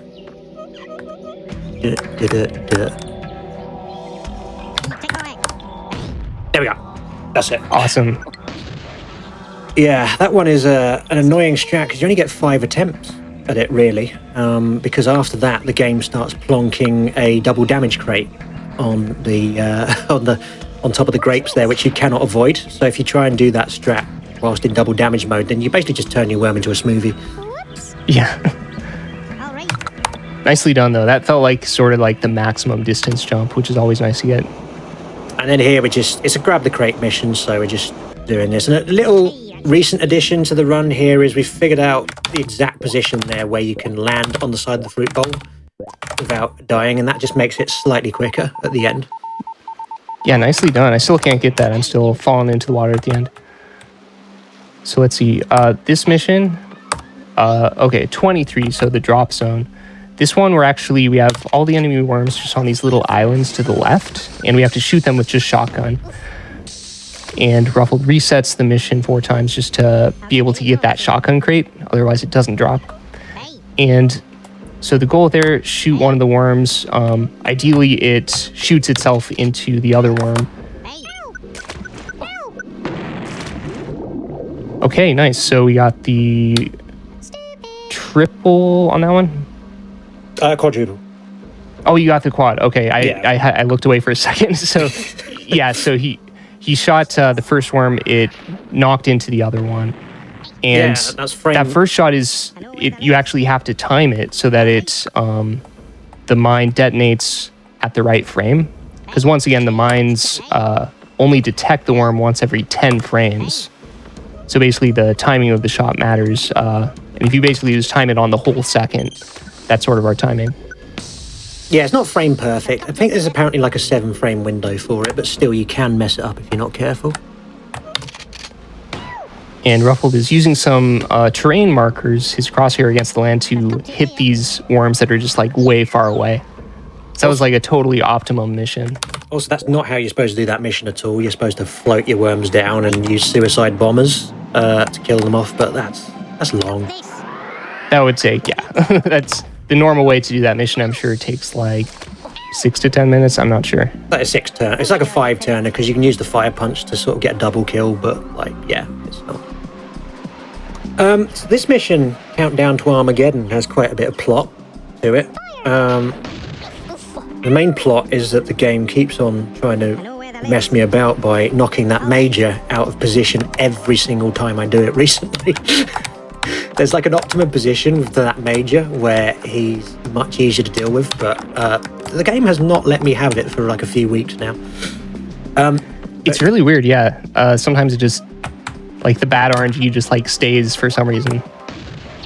But yeah, let's talk about this worm with the hat, because this is the politician who we're supposed to protect in this mission.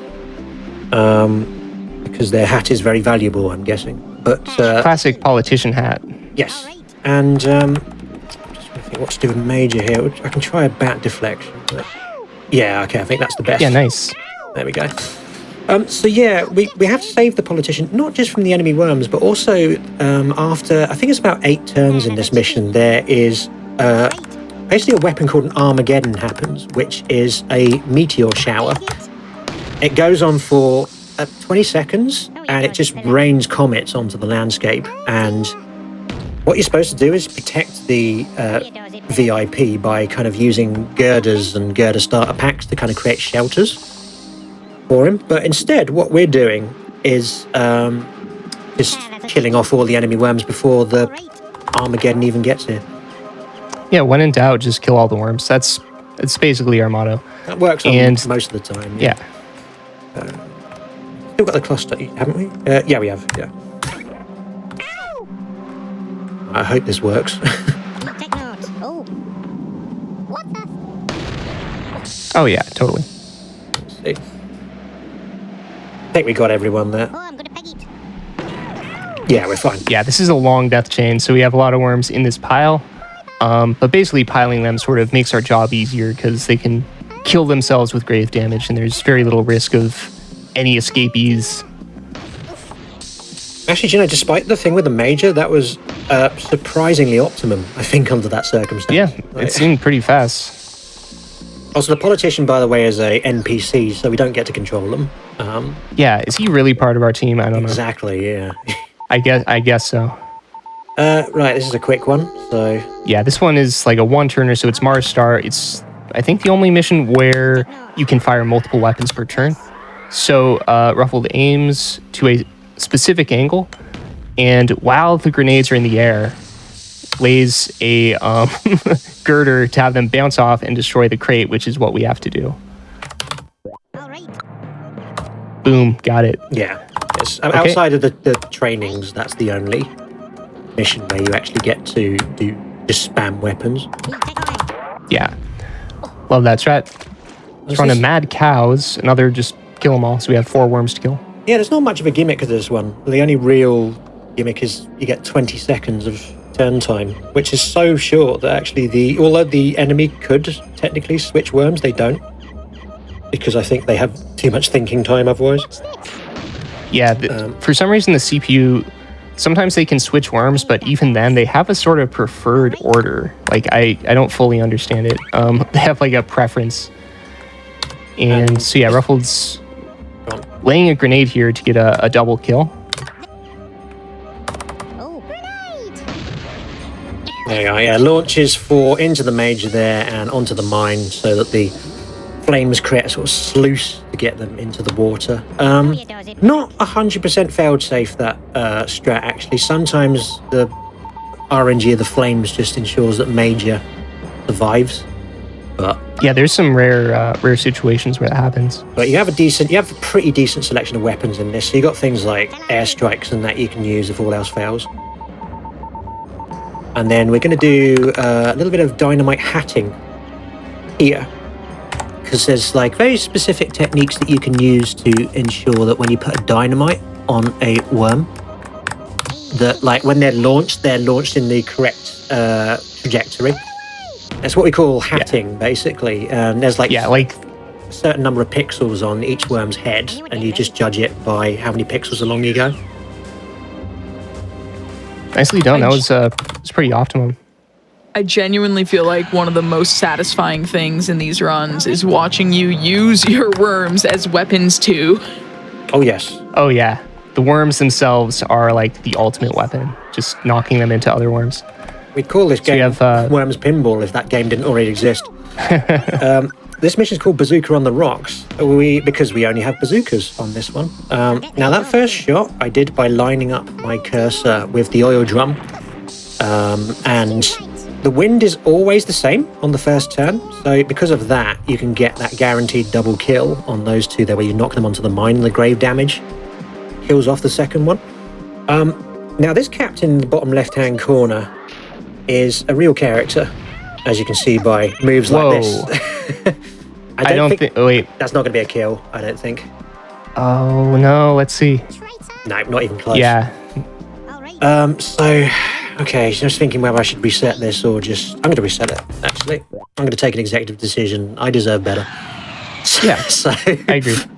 Yeah, because this mission is, I'd say, can be one of the biggest run killers in the run. Yeah, this is the only mission I really feel like is a run killer. We don't really have a way to deal with the RNG, like every possible outcome of the RNG. There may not be a way. There may still be a way. But yeah, based on Captain's actions, sometimes he can destroy that barrel, like you just saw, moving Major. We kind of want Major's area over there to be pristine so that we can zook him into the mine and know that he's going to die for sure. He says the only one. I feel like Armageddon can be a run killer as well, just because sometimes the CPU will just shoot the politician for no reason. Oh, yeah. Yeah. And yeah, if he lands within the enemy worms, that's it. That's a reset. So the captain's gone to the far left here, which may or may not be useful. And this shot here, we actually need to memorize like 4 different positions. I'm just going to check my chart. Okay. I think it's this. Yeah, I have a chart on my wall of like the 4 different positions you need for that shot. Just because, like, depending on the wind, then you need different positions to be able to get that bazooka to knock them consistently into the mine every time. And we sort of depend on standing on that oil drum to do that shot. So if the captain has destroyed that oil drum, Ruffled came up with some extra backup strats. Yeah, there's about another so that we can still another 6 positions you need to learn if that happens. Yeah.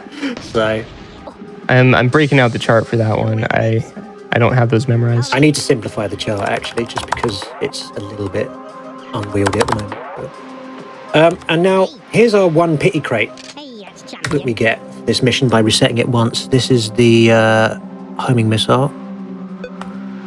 And Ruffled is lining up the cursor of the homing missile in a very specific spot, so the homing missile will travel the same way every time to blast the captain into the water. And that's just such a difficult spot. Like, the captain is pressed up against that yak.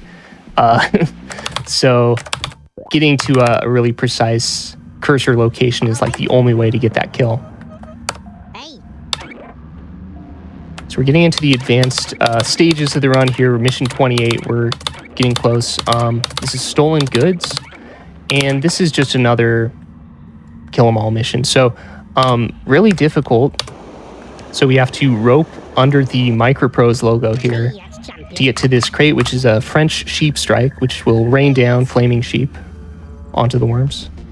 Microprose being the original publishers of the game. Yeah. Until Steam took over, but I guess they couldn't be bothered to make a mission with the Steam logo, so... But the Microprose... That would be advanced if they, like, edited out, just, like, crossed out Microprose. Yeah. Like an X over it. But yeah, the French sheep strike. All rise, gang, for the French national anthem.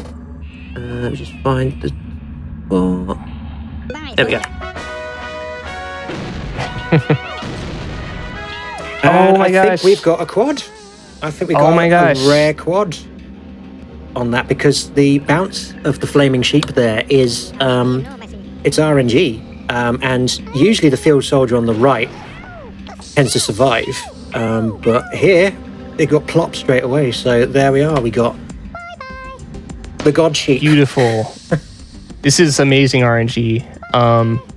Yeah, you don't get this too much. Yeah, you usually have to do at least 1 turn to do cleanup on this mission. Awesome. Okay, that was amazing. So, Sinking Ice Cap, mission 29. Another kill 'em all mission. All the worms have low health. All you have is rope and blowtorch. And blowtorch tunnels through land. It can also be used to damage worms, but only slightly.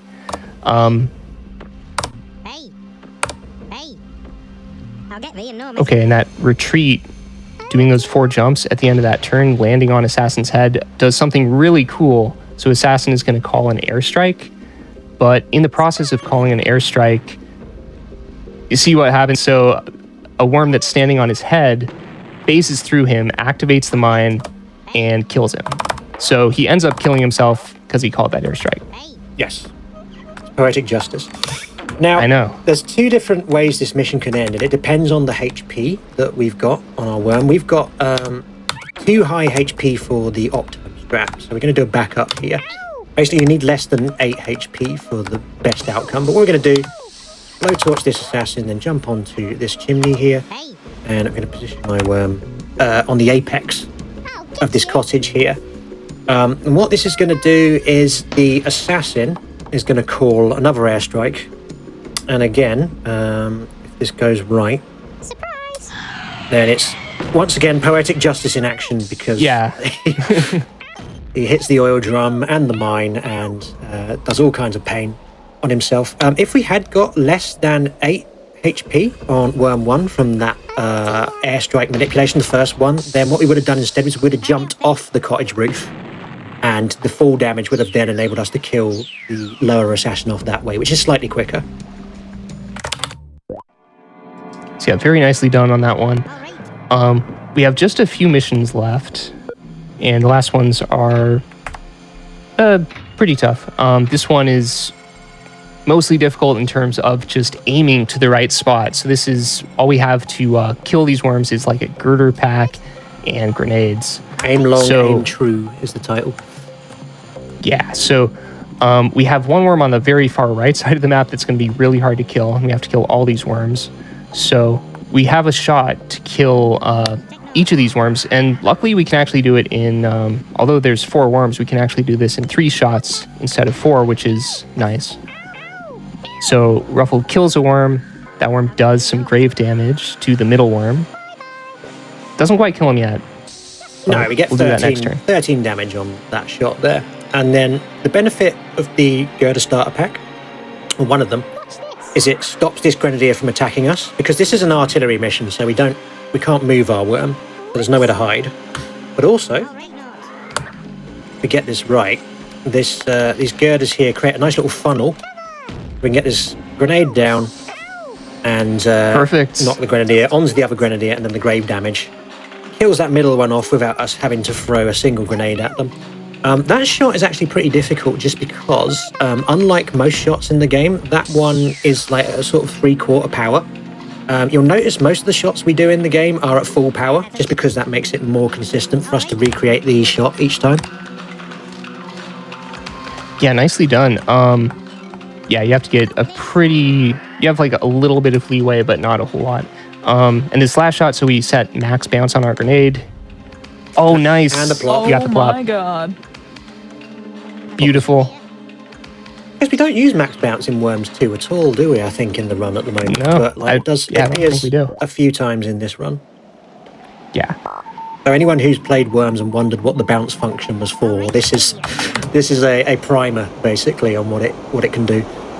It's usually only used for like stylish shots in like B&G matches, which hardly exist anymore. Not that many people play B&G, although it was once a prominent scheme. Just like you versus another player, you just have bazookas and grenades. We're on to Goody Two Shoes, mission 31. There's 3 shoes, gang. It's a bad plan. I know. It's like failing at a pun, but that's kind of funny too. Well, there might be one in this box as well. We don't quite know, but so this is an interesting one. This is a shopper mission, really, because we don't, as you can see, we don't have much to begin with. We do get an aqua sheep crate, which implies that you can fly the aqua sheep underwater and grab the crates from down there, and you can, but it doesn't really help unless you get extremely good RNG. So what we're doing on the first few turns here is just blow torch into the surface, and then we're going to use it. This one is a bit of a slog because it really just makes you use your whole first 3 turns to just torch to the left. There's no easy way out. You can use the fire punch there. If you get the right crater there from a bazooka, then you can use that just to speed things up a little bit. But yeah, that's about it. In the next turn, so we have to collect some of those crates with Aqua Sheep. So we got some delicate flying going on. And then the Aqua Sheep, at the end of its journey, will kill one of the field soldiers. Yeah, there's 3 specific crates that we want to get from this ball here, plus 1 backup crate as well. But we don't need them all. And this crate also is, I'm not going to collect that. It contains a napalm strike, but we don't need it. You'll see what I'm using that for in a bit, hopefully.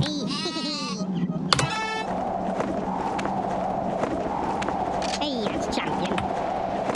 Hey, that's champion. Hey, that's champion. Okay, we're good. And then I Nice. just use the crate there as extra ammo to kill the field soldier off. No messing. Nice flying. So that part is that can be a little bit scary because if the sheep doesn't go well, then you have to reset, and that's like a whole To do all those 1 blow to 2 torches minutes again, lost. yeah. Yeah, so that can be a run killer, but like as long as you're sort of like, you know, What's this? careful enough with the sheep, then you're good. Yeah. Luckily, you can nick the just nick the crate to collect it, and that worm really does try to kill you, but Yeah, this is they're all CPU 5 in this mission, actually, the enemy worms, and this is probably the only mission I'd say where that can be a little bit concerning, just because you've only got the one worm and there's not a huge amount of hiding places once you get to the surface. I usually just try to stay like as far back as I can inside the torch hole, but I've had maybe like one freak situation where they killed me, but I think I was like not being careful. Well, they're saying that the CPU 5, actually, I think CPU 5 is nerfed for the missions in Worms Armageddon, because some of these shots are actually not that good. Yeah, it's kind of weird sometimes. Like on some missions, they seem not very threatening. If I'm remembering correctly, there might actually be difficulty levels like between 4 and 5. That could be possible too. I think that might be a thing actually. Yeah, I think there's like, if you check the documents in the back end of this, like it shows the specific percentage level of the enemy's intelligence, and I think CPU 4 and 5 is just sort of like a guideline rather than a exact rule.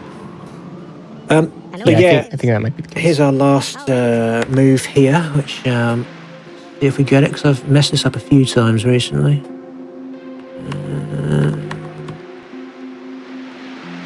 Why not? So we have an airstrike. It has to be like pixel precise to kill both these worms. Nice.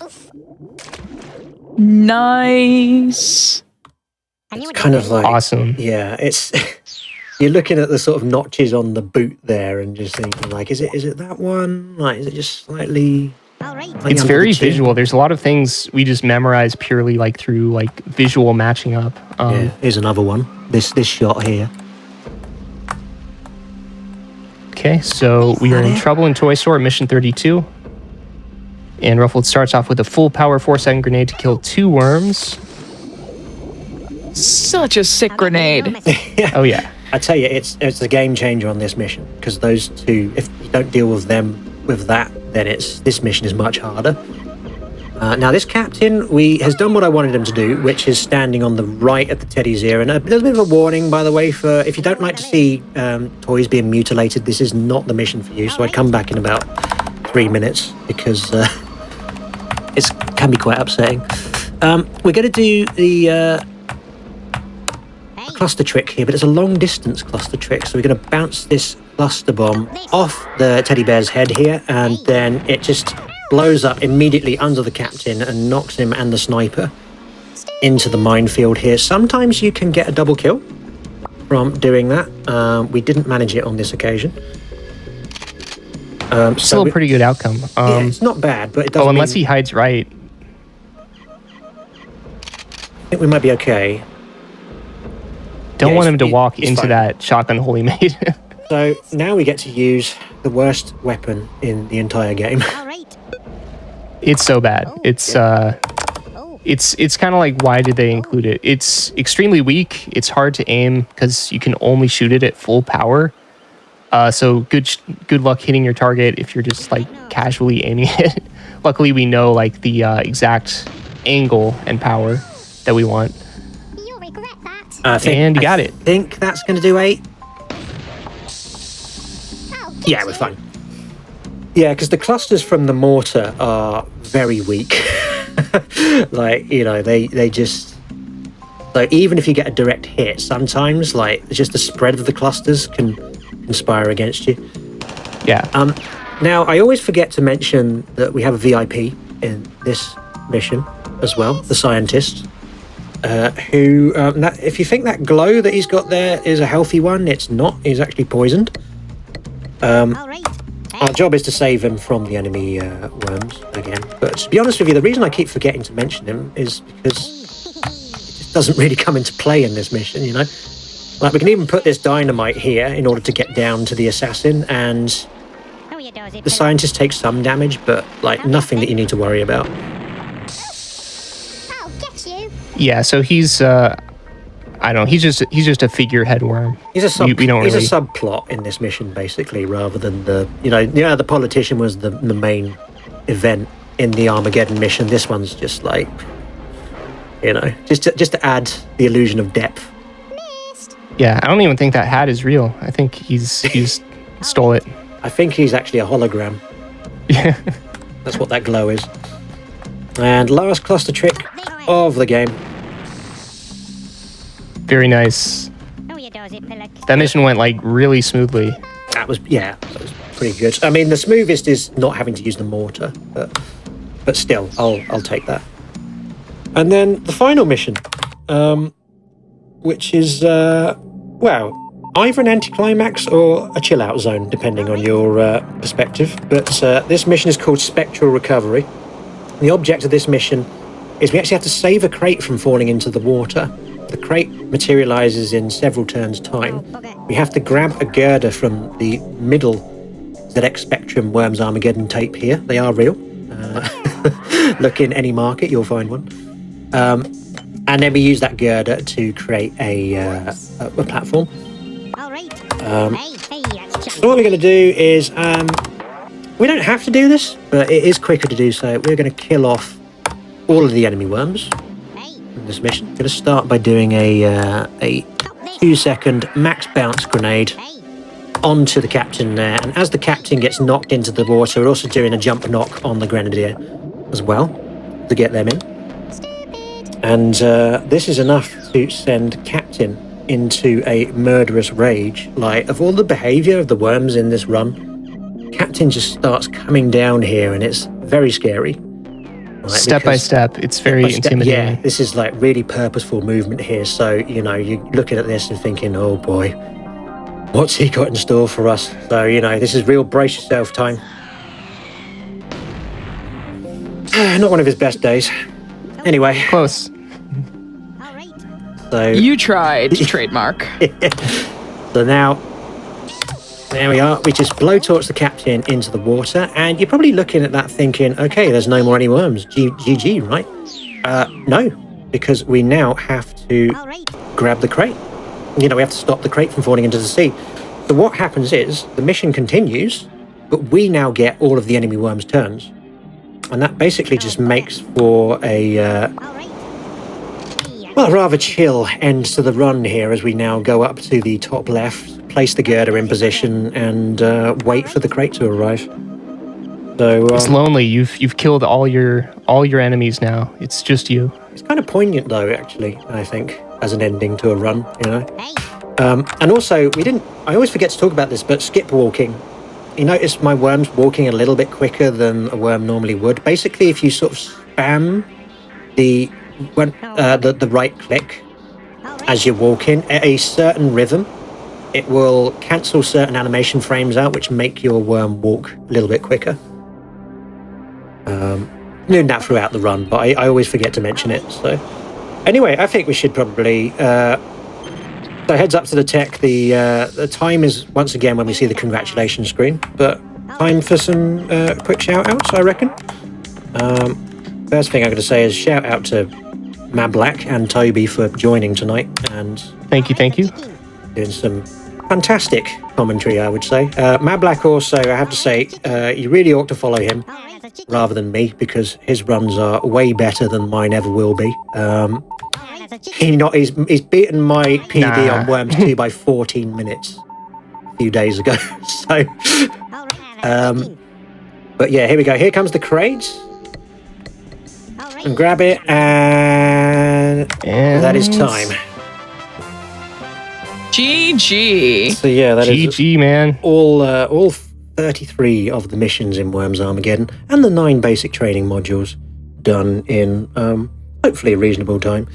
But yeah, just continuing the shout outs. Yeah, shout out to the whole Worms speedrunning community. Shout out to Psychotropic, to Charles, to Deadcode, to Lex.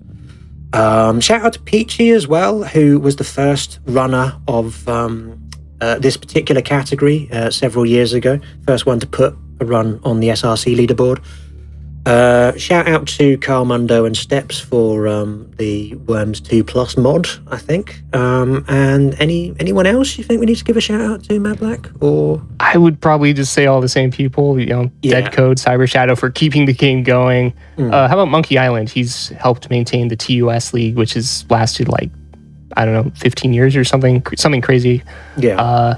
If anyone is interested in doing the run, then I would say two things. Firstly, do join the Worms speedrunning Discord, which is run by me, Mablack, and Psychotropic. We're sort of building that into an all Worms games Discord where you can talk about speedrunning of any of them. Although we started off with the best Worms games, the second generation ones like this and Worms 2. But hey, any Worms games you're interested in running, just come along and chat about it. And Mad Black will probably find all the strats you need. Oh yeah, I got all the time in the world. But yeah, seriously, we're totally happy to teach anybody the game. There's a lot of little things you just gotta ask about to know. So yeah, we have a Discord. It's for all the Worms games right now. And I'm sort of getting into some other ones too. But Worms 2, Worms Armageddon, Worms World Party would be the main ones right now. Yeah, and also I've written a guide as well for how to speedrun Worms. Oh yeah, it's wonderful. It's pretty long. It's 100 pages long, but it is available on Google Docs. You can find that on the SRC page for Worms Armageddon. So if you are interested at all, because we'd love to have more runners in the community, I think hopefully tonight has demonstrated that these games are fantastically underrated speedrun games that deserve way more attention from speedrunners. They're tough, don't get me wrong, they do require a lot of tech to learn, but yeah, we'd love to see more runners in the community. So yeah, hit us up. Amber, any final thoughts? Absolutely. Well, first off, thank you for being on the show, both you, Mablack, and Toby Trigger as well. Y'all did amazing commentary, amazing runs. There were points where I was just sitting here how's he going to land this? How is he going to get this grenade throw? What's this setup? And just you did not disappoint. Honestly, even when things went wrong, you adapted really well. Thank you so much. Just anyone who watched this or only saw a part of it, you should follow these two. Be sure to follow twitch.tv/ruffledbricks, twitch.tv/Mablack, that's with a 1 in place of the L, and then twitch.tv/Toby Trigger. They were all fantastic here. And speaking of which, just want to thank you all for being very supportive here, and reminder that your subs, your Prime Gaming subs, your gift subs, your bits cheered on the GDQ Twitch channel, they all really help support weekly hotfix content, and please consider subscribing if you enjoy these weekly hotfix shows. Tomorrow night we have The First Step with J Hobbs and Keyzeron, followed by the Victory Lap show, all starting at 7 p.m. Eastern. So if you want to take a look at those shows, join us tomorrow for more speedrunning goodness. And that being said, we're gonna take the rest of the night off. Have a great and wonderful evening. And thank you all so much for being here. Take care of yourselves. Have a great night. Bye. Cheerio.